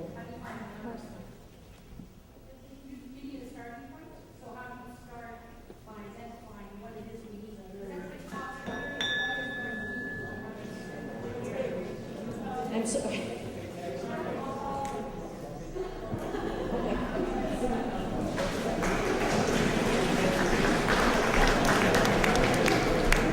I think I'm going to keep my hand on the microphone. Next question. Hi, again, it's me, Don Ketchum, for Larry Parker. Enjoyed your speech. I'd just like to know a little bit more about your background, what you do for a living, and what you think you can offer to council. So you want just half the life story, or give you a little bit more? Okay, well, as I put in my all over Facebook and everything else, I served in the Canadian Army for a while. I worked across Canada. I originally started out pumping gas at a gas station in Etobicoke, Ontario, and I worked my way up to vice president of a large warehousing company in Vancouver. I've taken so many courses that I couldn't remember to tell you what they were. Most of them deal with leadership workshops, how to deal with the human being and how to treat them like human beings. And I think that's what I bring to council, the fact that I was the president of the Senior Center for 4 or 5 years here in town, and I think they were very successful years, right? Okay. People from the Rent Center agree with me, so I stepped down this year because I wanted to spend some time campaigning. I'm on a lot of boards here in town now, and I go to every council meeting to learn everything that I possibly can. And for anybody who wants to know, my wife will kill me for this, but the phone number is 848-1013. You call, we'll get you an answer to your questions. Thank you.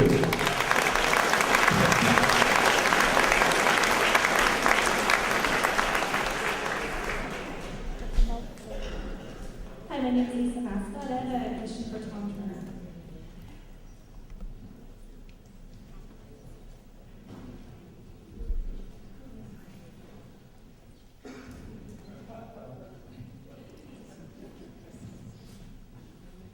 Hi, where? Hi, right here.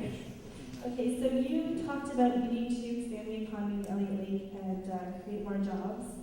I was just wondering on what type of jobs you see coming here. What type of industry do you see Elliot Lake? What type of direction do you see that going in, and how would you make that happen? What's your plan to attract them here? How long ago? Okay. I can't answer all that at the time I have available. What my idea is that I was proposing that we start now and finding what it is we want to be. I don't see large industry as an opportunity for us, but perhaps light industry. Perhaps we want to be Canada's Wonderland North or Christmas Village, or maybe it's ecotourism. But whatever it is, we have to get together in the next couple of years, pick what it is we're going to do, and then give it everything we've got. Tenacity, just a no-quit attitude, we can get there. Set our milestones year after year. Maybe nobody will buy in the first year, but they will after the third and the fourth year when we see us progress towards whatever we target. But that has to be a community thing. And I think we have to go through the agonizing process of everybody getting together, give us the ideas, and let's start boiling them down. Somewhere along the line, we're going to pick it, and then we have to focus on it and be forever dedicated to it. Ecotourism comes to mind. I think it would work. Maybe the majority of you don't. It has to be a community thing. We have to set the goal and then go for it. If you believe in it, we can make it happen.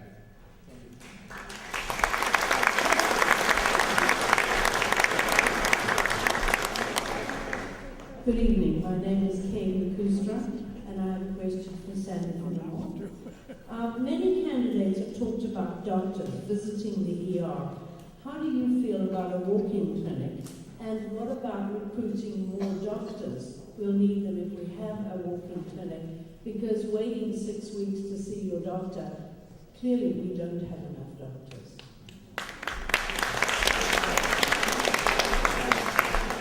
Thank you for your question, because I think it's a very important question.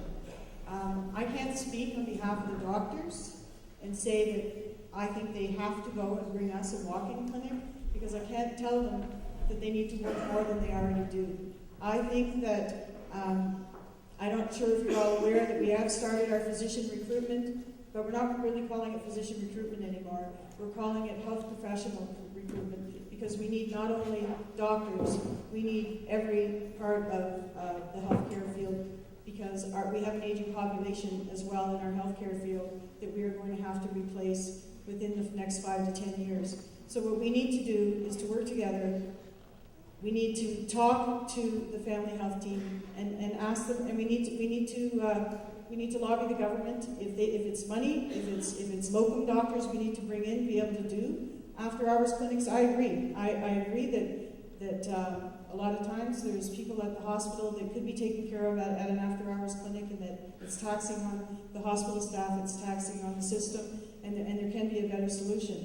Can I tell them to do that? No. But can I help to try to find a solution? I absolutely will. And I believe we need to move forward with retaining the healthcare professionals we have and attracting more we've started this up, and I think, I'm trying to remember from the last meeting, that within the next week they're meeting to discuss hiring someone that's going to be doing healthcare recruitment again. I hope that's it helped with your answer.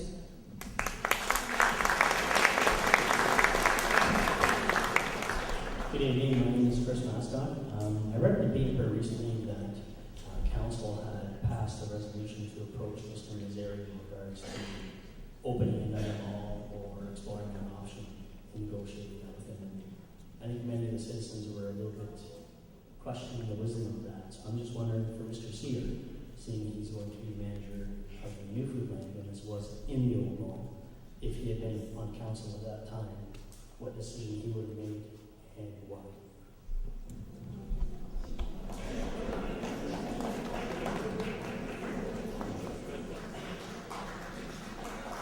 Thank you for the question.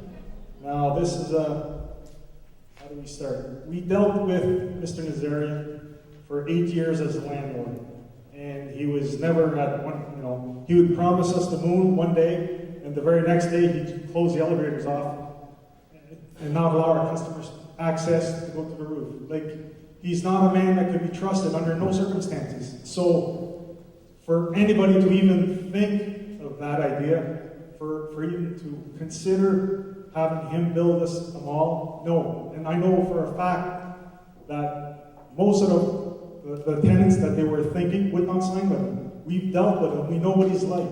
So no, under no conditions we would even think that. I mean, the guy at the inquiry, the first words out of his mouth, he incriminated himself.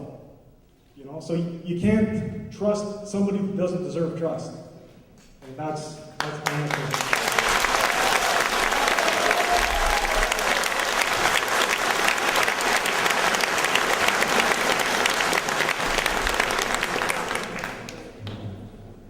My name is Frank Perkins, and this question is for Candace Martin Scott. Candace, I'm delighted to see somebody in the slightly younger age group stepping up to the plate. I would like you to elaborate a little on some of your volunteer work you've done in the community in the last few years that makes you eligible to be a good city councillor.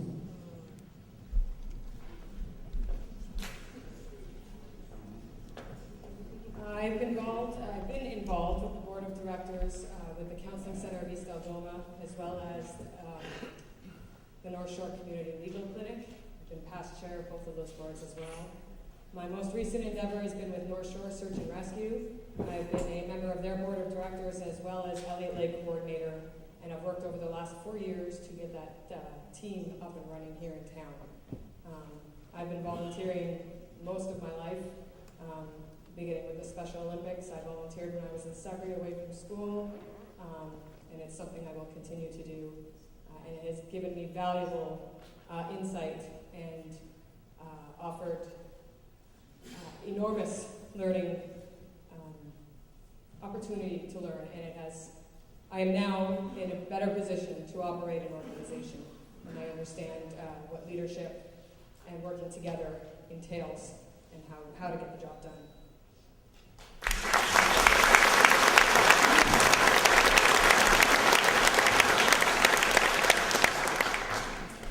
Hi, my name is Alan Steed, and I've only been in Elliot Lake for 1 year.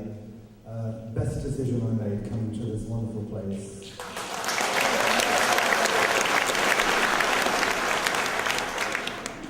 Several of the candidates have mentioned about, yes, we've got the retired population, we've got the nation, but I'm also thinking of the young people of the town. I know that there are some things that they can do. People have mentioned about having options for jobs to keep the young people here, but I think we also need to have more facilities for teenagers, for young adults, so that they can enjoy being here as well as having a place to work. And I'd love to ask Luke Sear, I'm not going to say if you get in, I'm going to say when you get into council, Luke.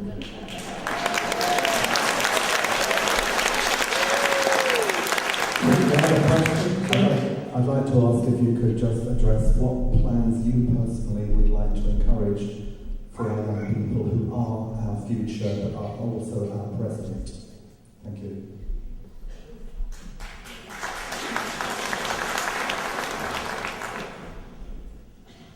For our young kids and for our youth, to my knowledge, we've been hearing about councillors every election saying they're going to do something for them for the last 3 or 4 elections.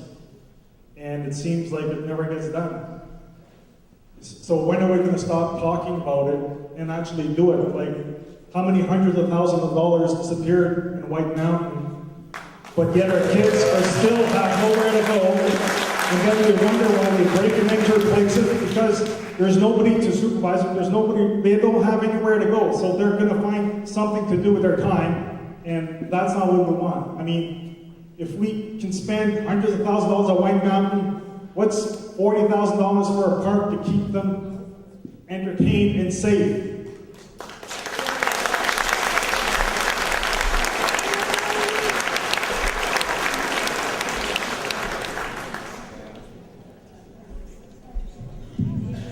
I'm Dan Richard, and my question's for Chris Patry.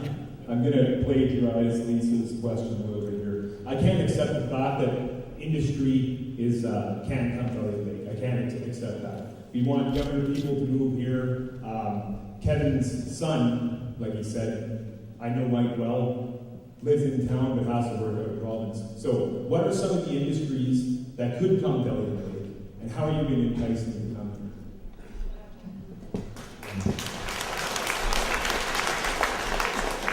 Thank you very much for your question. It's a very hard question to answer.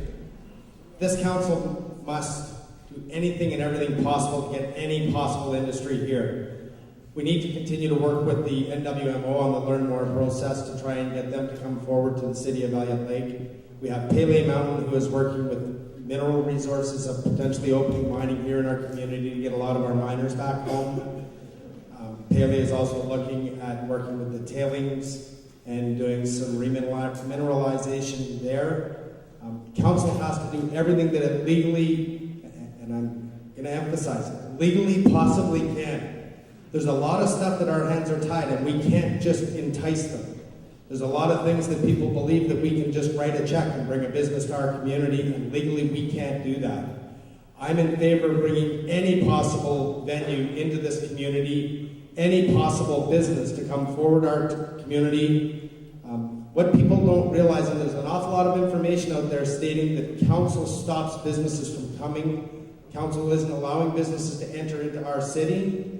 We don't even require business licenses in our community, people. Anybody can open a business here. There are laws that stop us from giving property away. There are laws that stop us from allowing people to just go into municipal property. But anything that we can legally do, I would be for. I would work for and help anybody possibly that would come forward to this business endeavor that's willing to come into our community. We need every single job, not just big business, but small business as well. Any job that is going to be willing to come into this community, I am for.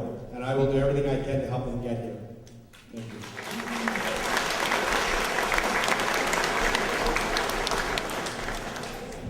Hi, I'm Alice Forrest, and my question is for Kevin. So Kevin, where did you get that suit? No, really.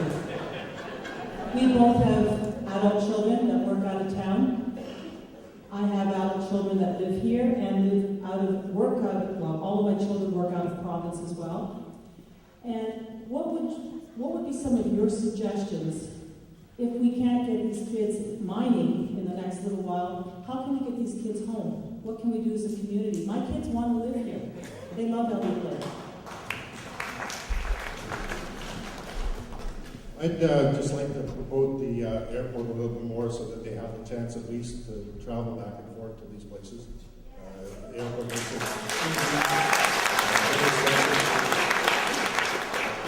my son up until last week was flying from here to Red Lake, and all of a sudden they take them and now they're no longer flying here, they're flying out of Sudbury. I think if we promote our LA Lake more, have the proper fuel, maybe we would get these kids flying home and then using this as a destination to work elsewhere and make, they all make good money coming back to the community is a benefit to all of us, restaurants, clothing stores, everything.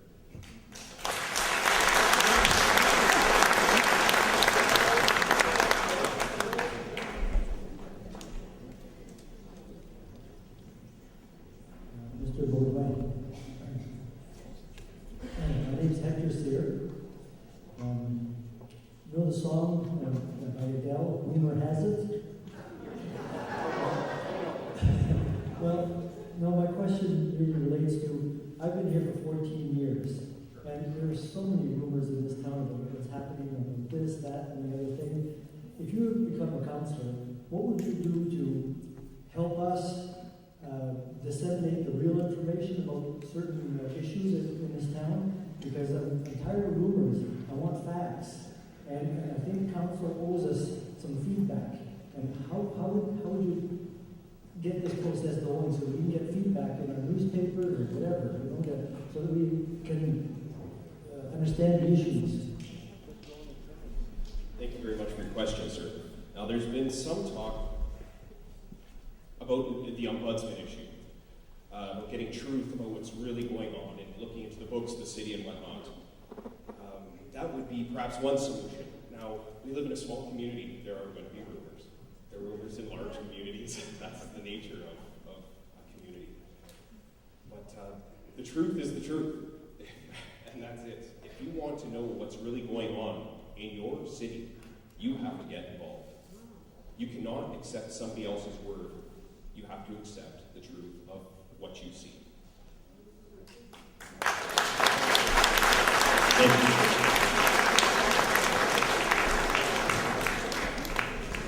Okay, we're coming up to 8:30. We've got two more people queuing up the microphone, and then we're going to move on to candidate questions to the mayor. My question is for Luke. See it? Luke, I know you have a disabled child, as I do, and I was wondering if there was any way that you get on council, we could get an industry for them. We used to have rock industries, which would bring the teachers in and would give the disabled people something to do.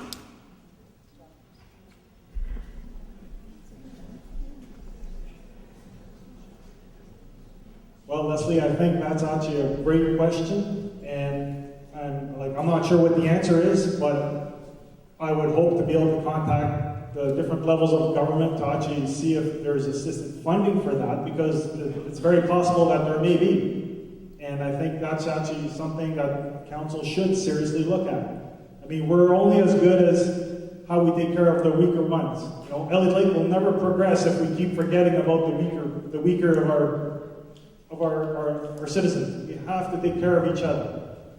You know, we have to do what's possible, but we have to remain within our budget, but we can't be closed-minded. We have to look at how we can help everybody succeed.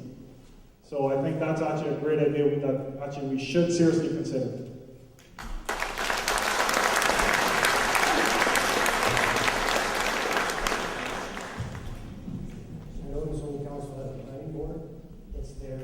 Citizens move a business forward. My question is to Connie is how would you move this process forward quicker, more efficiently compared to the old council that takes business ideas and does not progress you forward. They stop you there. So how would you move that planning board forward to get these jobs, to get these new ideas in town developed?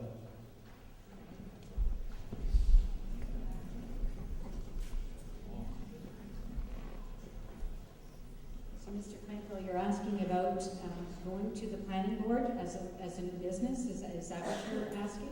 Yes, presently we go to the planning board, as we should as businessmen, to suggest our ideas so we can get their support. Because no business moves forward without council support. That's a fact. When you walk into a council, a planning board, pre-council, after talking to individual councils, finding that that's the direction to go. You get there, and there is no direction as a group. I'm asking, how would you put this new council together to make this group more efficient, to progress a new business forward, so they don't get stopped like I have in the last 30 years? Okay, thank you very much, Mr. Kemper, for your question. I know that the planning board itself deals within the official plan, okay, and we do have land that is designated certain areas, that is for development for industrial or commercial lands, retail, residential. With regard to people wanting to establish businesses, one of the first things that you would do is actually approach the city and present your idea, but we must be mindful of the fact that as a new business, or when you're investigating a new business, that the city itself is not the avenue that would do the job creation. They are the organization that would help you to support your business idea. And that is with bylaws, that's with zoning applications, that's with permits, and that the city acts as the resource. And when you are wanting to bring a new business into town, I would think that that would be one of the first avenues you would approach to make sure that your business is actually falling within the guidelines with the planning of the city itself. So, yes, there is a opportunity for the city to work with local business. The other option we also have, or the addition to the city, is the Economic Development Office. And I'm really looking forward to that office as being the window or the entrance for new business to go to, and acting as a resource so they can actually direct the new business ideas and the potential owners themselves to the areas that they need to go through to follow at City Hall to help you actually get your idea to fruition. Thank you.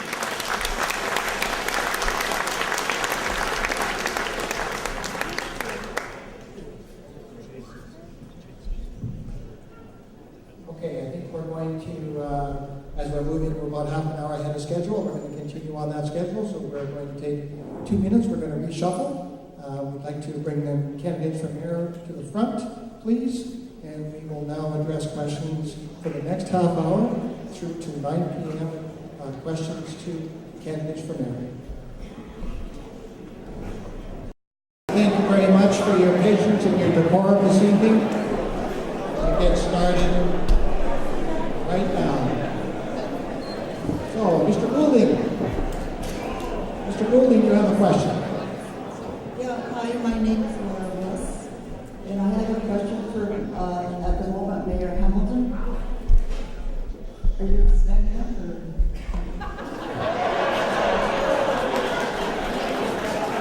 I deserve to see you stand up there, so I thought I deserved to see you stand up there.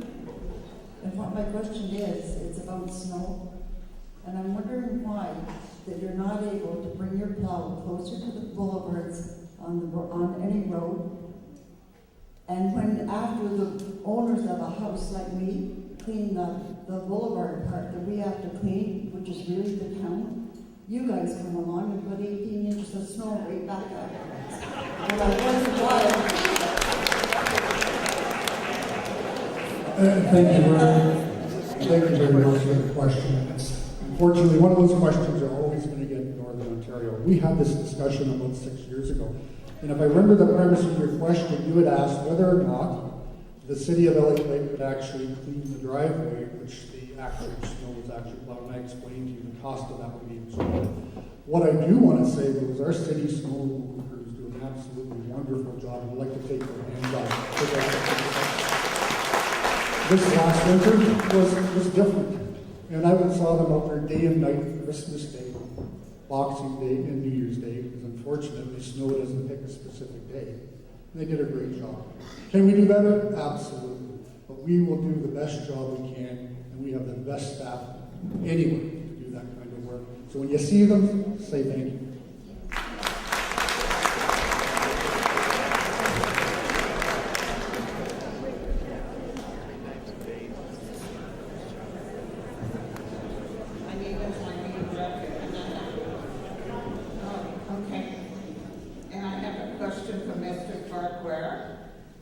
In the spring of 2012, I spoke to council about continuing the Welcome program. A motion was made at that time to review this program. However, you, Mr. Farquhar, you were not willing to support this motion. A few months later, the Standard reported that the 2% raise was given to the most well-paid employees of the city. Why should we vote for you as our new mayor when you have complete disregard for the needs and well-being of a large percentage of our population?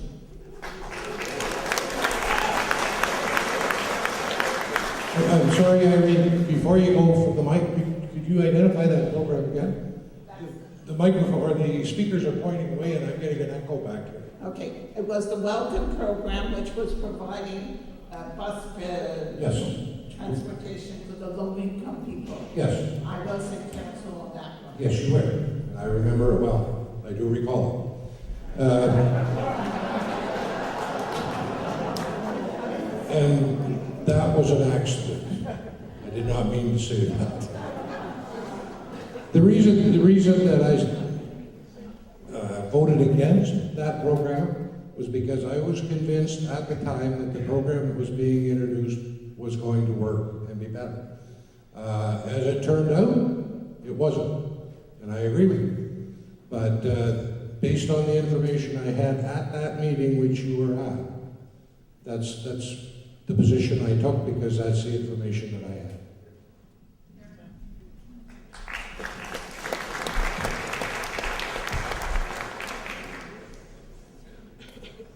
My name is Alan Golden. I'm a new arrival here in Elliot Lake. My wife and I moved here this August. And we came here with our hopes and dreams for a good retirement. Looking forward to love Elliot Lake. We're originally from Sudbury, and I know the north. My question is for Dan. I've been listening since I got here at the bus stops, because my wife had the van in Ottawa. And I heard a lot of conversations with Tim Horton, and hearing the same tonight. The question is jobs. Lots of jobs. That's how we're going to maintain Elliot Lake. I'm also hearing that one of the problems is laws. People are mentioning bylaws. I used to be a fire inspector, and I know bylaws can be changed, added, amended. How quickly will you jump on these problems, the laws that are slowing up jobs?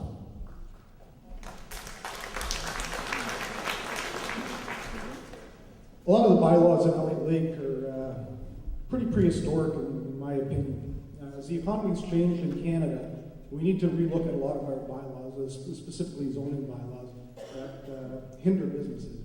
So my opinion is this is something that has to be jumped on pretty quickly to help local businesses expand, to help new entrepreneurs be able to start businesses from home or develop. So it is a priority because it's the local businesses that are creating the jobs we have right now. To bring in industry, whether it's large or small, will take a bit more time. Right now, we have to depend on our local retailers to provide the jobs. So this is very, very key and very important.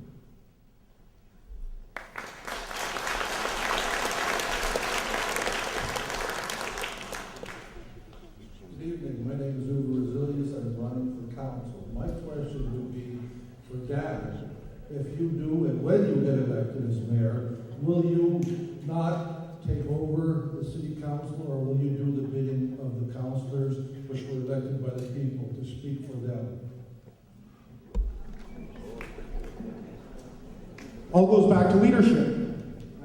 Being the head of council, being mayor, it's not your job to dictate. Your job is to actually listen to the other 6 members, listen to all the points of interest, listen to the arguments, try not to let the arguments get too heated, but you need to take it all in and then be able to use everybody's points, whether they're positive or negative, to come up with reason and rationale and work with your council. The job is not to sit up there and dictate what you believe. At times you need to add what you believe in there because the mayor is no different than the rest of council other than holding the talking stick.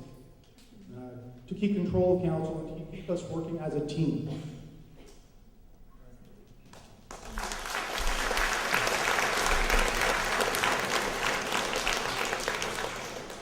My name is George Ho, and this question is for Tom Farquhar.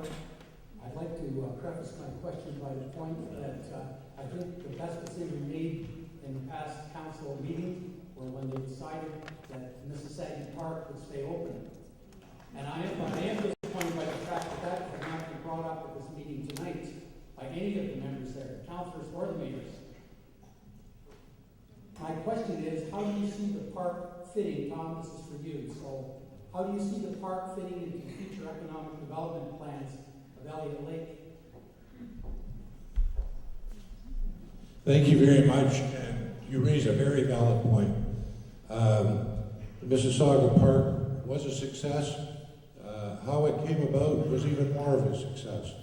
There was a committee working on that for 8 months or so, and it was finally turned over to the Economic Development Advisory Committee, who appointed a subcommittee of 3 people, and within a month and a half, they not only had a deal made with the provincial government, they had the park open.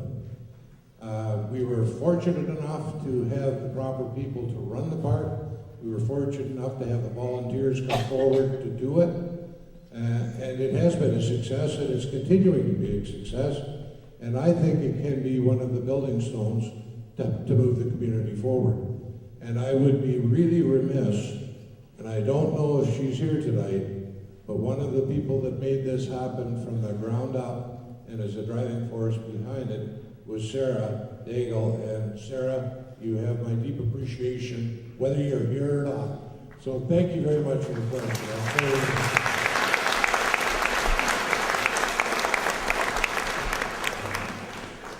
Hello, my name is Beverly Downing. My question is for Rick Hamilton. In your pamphlet, you said we need a new hospital. What's wrong with our present hospital, and why should we put out money for a new one? I thank you very much for the question, and it's an important one for everybody here in Elliot Lake. We have one of the oldest structural hospitals anywhere in Northern Ontario, and arguably Ontario. And it's been brought to our attention by many people, including the CEO of the hospital, that to make this hospital work better, we need a new one to have it more efficient. And it means nothing. The staff are wonderful. We need to keep the services. We need to keep the OB. We need to keep the surgical unit and all of that stuff. But what we need to do is we need to get on the list. And in my pamphlet, I made it very simple. The vast majority of the money will come from the government. However, we need to step up to the plate too. And if we had to pick any project in Elliot Lake that needed our help, this is the one that I think needs to be there.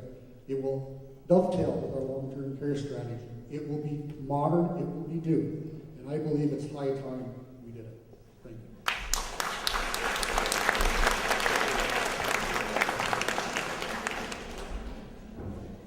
My name is Clarence Barna. The question is for Dan Bartelsino. Last year, this council introduced a dump fee bylaw. As predicted, this resulted in illegally dumping of garbage in the bush. It's creating a growing unsightly mess where it used to enjoy the beauty of nature. Now, just recently, this council made things even worse when they installed an inefficient weighing system, further antagonizing taxpayers and adding to the growing garbage mess. The question is, once selected as mayor, what will you do to stop this pollution of our pristine forest that we used to brag about?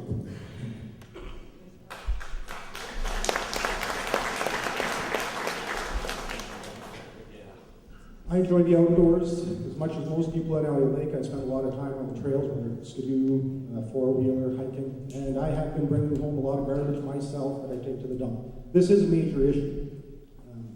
There's a lot of other communities that are doing different things. They have different landfill policies and practices.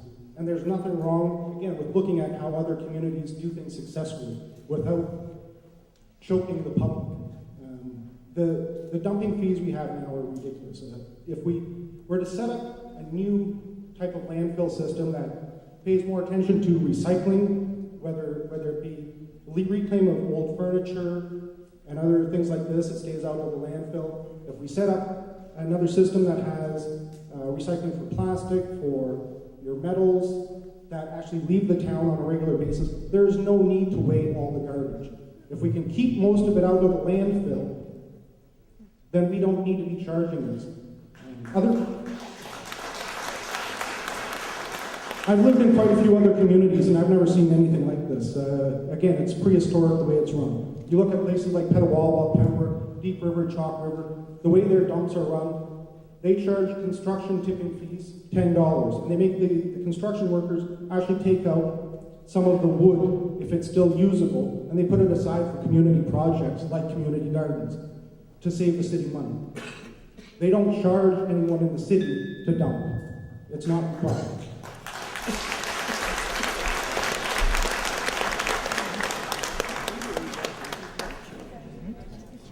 Hi, I'm Jocelyn, and this question, sorry, Dan, I'm going to jump up again.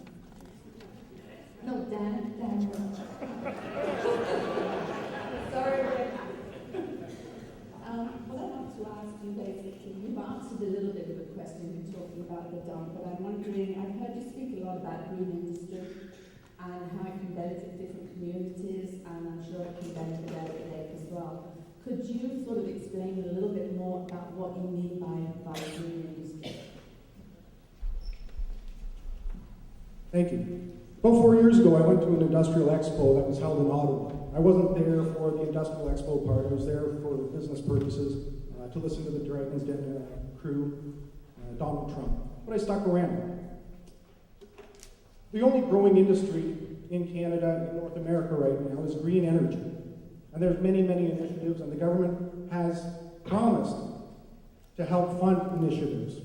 Anything from biofuel, recycling plastics, solar panels, and there's a whole new generation of solar panels, nothing like we've ever seen before, that are expanding the market. Windmills, LED lights, these are all considered green industry. And I'd like to go to these expos and market the city properly for the potential we have as far as land, the costs. We have an airport, we're 2 hours to export to the United States. It's a lot cheaper for them to develop in a city like Elliot Lake than it is to develop in a metro area. This was a concern that was brought by them, not by me.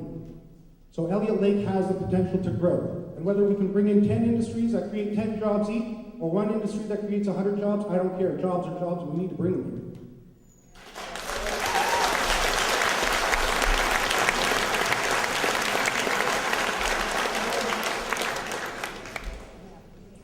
Good evening, my name is Carol Roth, and I'm a realtor with Ron Page. My question is for Al Collette. And I would also like to thank all the candidates that have allowed their names to stand. Thank you very much.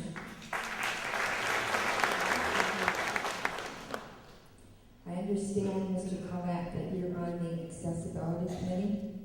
I'm very concerned as a realtor when I look at the accommodation that we have available to every citizen here in Elliot Lake, and there are so few that have an elevator. We have places like Pine, Washington, Warsaw. What else is there? You look at Freeman, Mississauga, Capitol Place. Everywhere around town, there's stairs. These people cannot manage. It doesn't matter whether they're senior or not.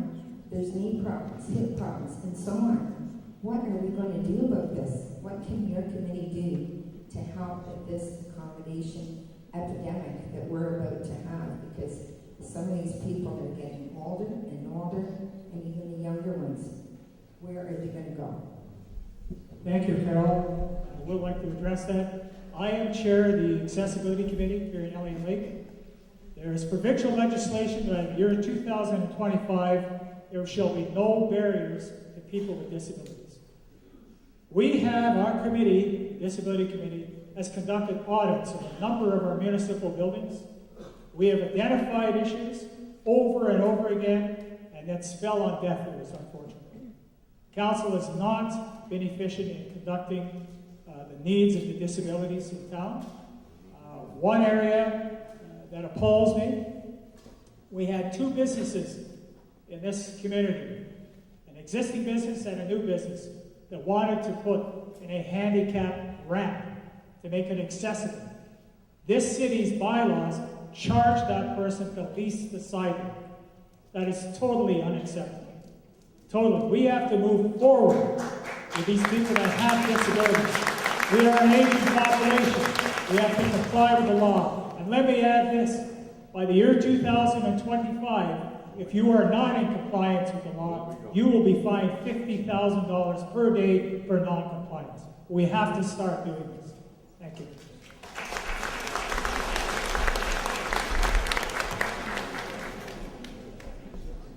My name once again is Kane Kustra.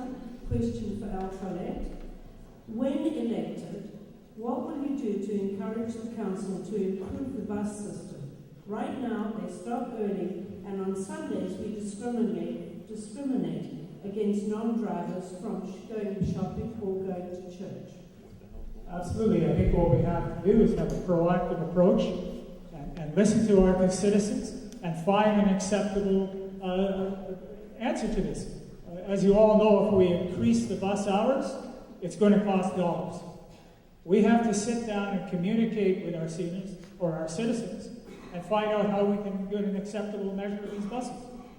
Do we extend our hours? It's going to cost, like I say, money again. Let's work together and find an acceptable answer to that.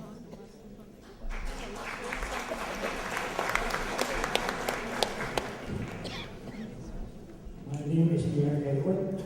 I live in Elliot Lake for 35 years, and I'd like to have an official update for URIC on the Pearson Plaza. What's going on with that? Because I was up in an entire Sunday, and I see the equipment pulling out on the float. So I hope they're not over. We was told last winter that the company supposed to build Footland doesn't work in the winter. From what I can see, they don't work in the summer either.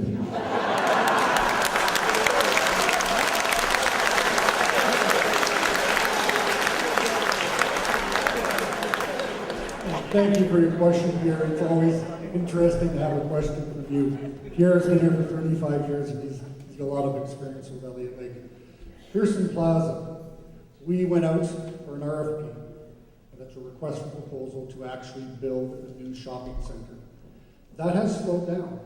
But as I said in my speech today, we've spoken to the developer today through our Chief Administrative Officer and through Mr. William Elliott. And the reason now being given from the developer is this cash flow problem. And what he has said to us is clear as a bell to me. The lease agreements, they have to be extended for all of the different tenants in there, including your library, which the people of Elliot Lake wanted in that mall, as well as your Beltwoma Health Unit. As of today, those lease extensions have not been signed.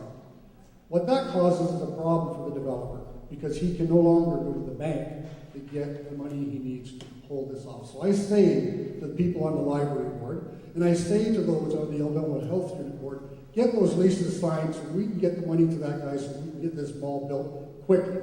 Enough is enough. We need to get this done.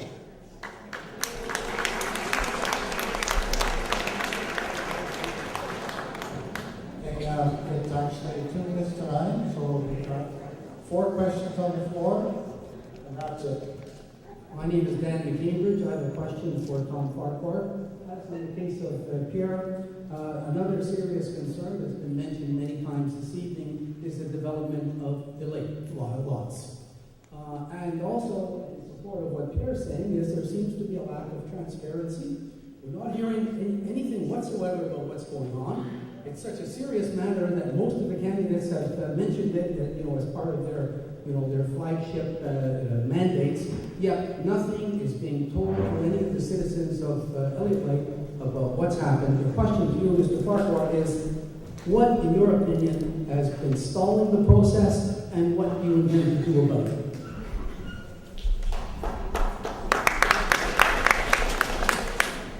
Well, stalling the process at all, I can say very emphatically, was not the problem of the library board or the problem of the councillors that were on the library. I want to be very clear about that. At the library board meeting, when the developer himself was asked by Councillor Collette, if the library decides to stay in White Mountain, will it delay the development of the mall? His answer was no, it will not. So whatever information may be out there pointing the finger of blame there doesn't wash. I believe the delay in the mall is a multitude of, I'm trying to be polite, a multitude of errors. Not only on the developer's part, possibly on how we handle it, but I don't really think so. When they asked us to have the site prepared to a certain level at a certain date, it was done. Once the site was sold, we don't have control of it anymore. The biggest, I'm sorry, that was that one, and the cottage lots? About what happened with the library as well. My question was particularly focused on the lake lot developments. Yes, okay, I'm sorry. I'm one of many people that feel that process also is stalled. Supporting, I guess, what we're hearing is that there's many processes stalled. Lake lot development. Did they cut me off too? So I can't answer that, Gil? Oh, we're done, I'm sorry. I'll talk to you after about the cottage.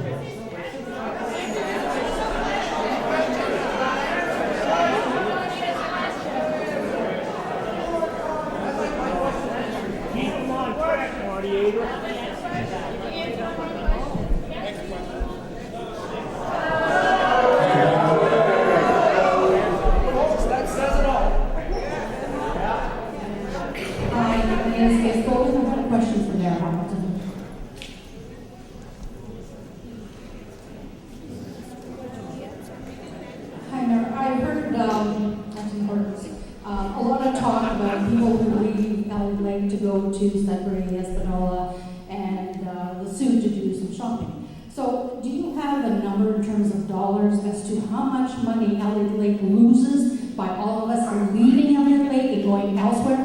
And wouldn't that money be a value-added benefit to getting that mall and other businesses up and running, and council actually showing some initiative? Like, I can call 3 businesses tomorrow and probably have some up here. I mean, I'll help. Thank you very much for the question. That's a valid question I'm hearing when I'm going to the doors. The biggest issue in this election, from what I see, is when are we going to get our shopping complex, and when are we going to get a department store? What I say to you, that will happen. The developer has made it very clear. Let's not forget, ladies and gentlemen, we had a gentleman show up with $15 to $20 million of private sector investment to come down Elliot Lake to develop that site. He is still committed to do that. And just addressing Councillor Farquhar, if he checks his email today, he'll see that our CAO wrote to the entire council informing them of what I'm telling you right now. That developer is committed to do that. He needs the cash, he needs the capital to do it. We need to move forward. What he needs to do and what we need to do is make sure those leases are signed so he can get the capital he needs to get it done. And it will get done. I share your frustration. I want that thing done 3 weeks ago, 3 months ago, 3 years ago, but it's going to get done. We need to get that done. Our future depends on making sure the shopping center is done and we have a department store. As mayor, I will commit to do that and make sure that is the top priority, as it says in my motion.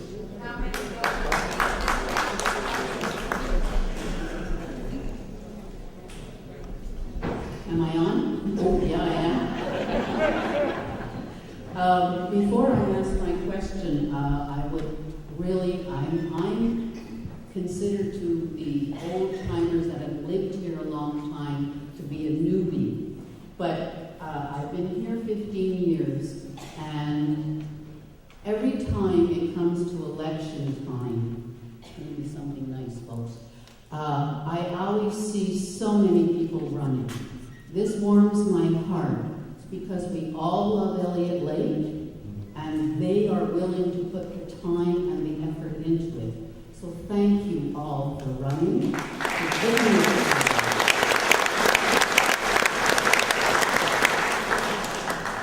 Sorry, I need my glasses. This question is for Dan, please. What type of industry would be interested in Elliot Lake, and what does Elliot Lake have to offer these industries?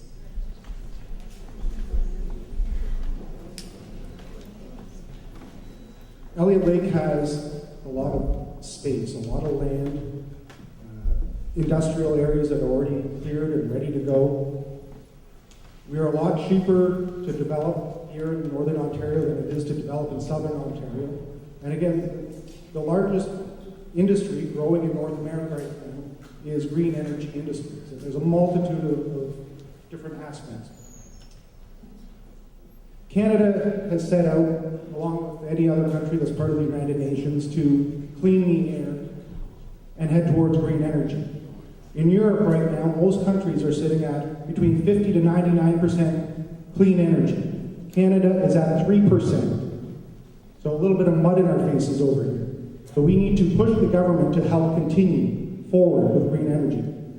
Elliot Lake can find a place in that because we have everything it takes. We have a demographic, we have the population. 30 kilometers up the highway is nothing in comparison to what they're paying to create industries in southern Ontario. We have an airport that needs a little bit of work, but we have an airport. We're 2 hours from the American border. We're set up for export. We need to market this in the right direction. Thank you.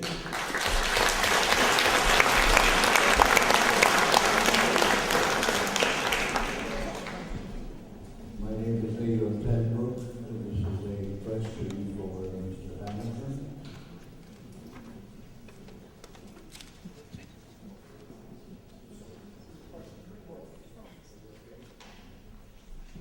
I'm a member of the Library Board, and I believe the question you asked, or I'm asking,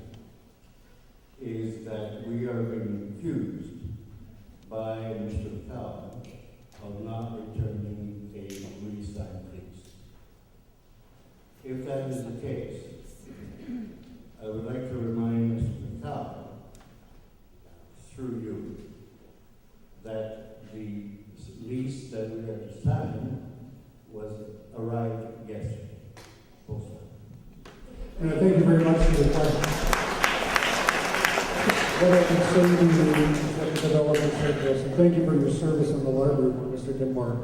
I think it's important that we have these kinds of discussions. What we received today from our CAO was a direct quote from the developer. He needs access to capital, regardless of when that came to be. There was no accusation made there, nor was one intended. But we still need to know what the information is. And that's the question we keep asking. What information do you have? Today we learned a lease agreement needs to be signed so that we can get that mall moving. So thank you. Please sign it tomorrow. Get it back to Mr. McCown so we can get our mall. Thank you.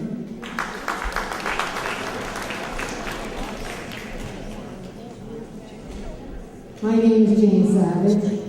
This question is for Mr. Marchisella. That's how you pronounce it, correct?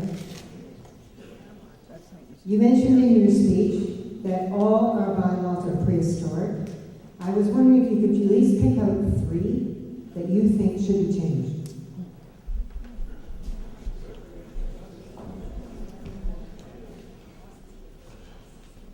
The first and biggest, in my opinion, is procedural bylaw. The procedural bylaw right now gives nobody the chance to speak. I'd like to make that the councillors are seated at 6:30, 7 o'clock, there's a roll call done, and then you have your opportunity to come in while seated and openly ask any questions, voice any concerns, give any advice during the time allotted. Currently, right now, in order to do that, you have to make an appointment. You're electing us to make an appointment. Doesn't make any sense to me. I've been waiting 2 years to get to ask a question. I just found out that I had to make an appointment last week. Next, zoning bylaws. It's mainly zoning bylaws that I'd like to look at to help some of the entrepreneurs in Elliot Lake to be able to more easily start businesses, whether it be out of their home, out of their garage, to be able to work into making enough money to actually start leasing and renting and getting out there.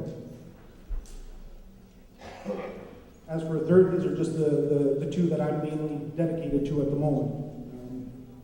But I'd like to look at more. I'm thinking, zoning bylaws is the main thing. Procedural bylaws, zoning bylaws.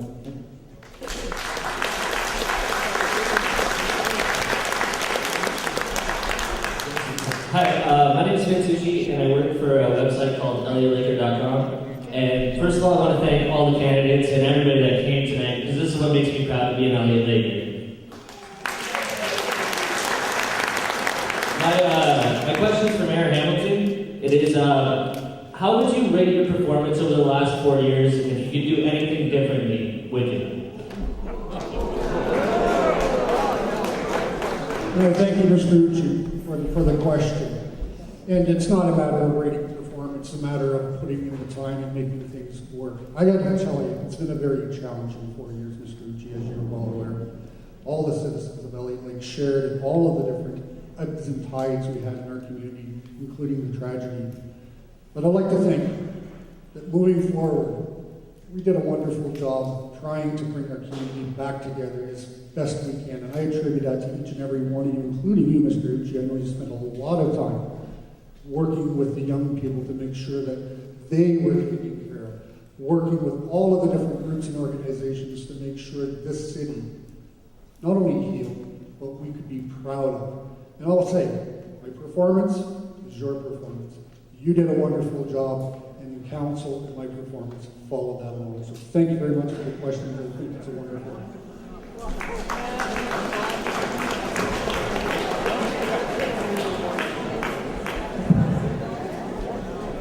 All right, ladies and gentlemen, I'd like to take this opportunity to thank all of the co-sponsors for this particular event. I think that the Assembly was outstanding this evening. We'd like to thank Algoma District School Board, who waived the rental fee for the hall. We'd like to thank the Elliot Lake Wrestling Club for setting up the chairs. We'd like to thank the City of Elliot Lake for providing the chairs that you're sitting on. We'd most especially like to thank yourselves for coming out this evening, and to every person up here running for council and mayor.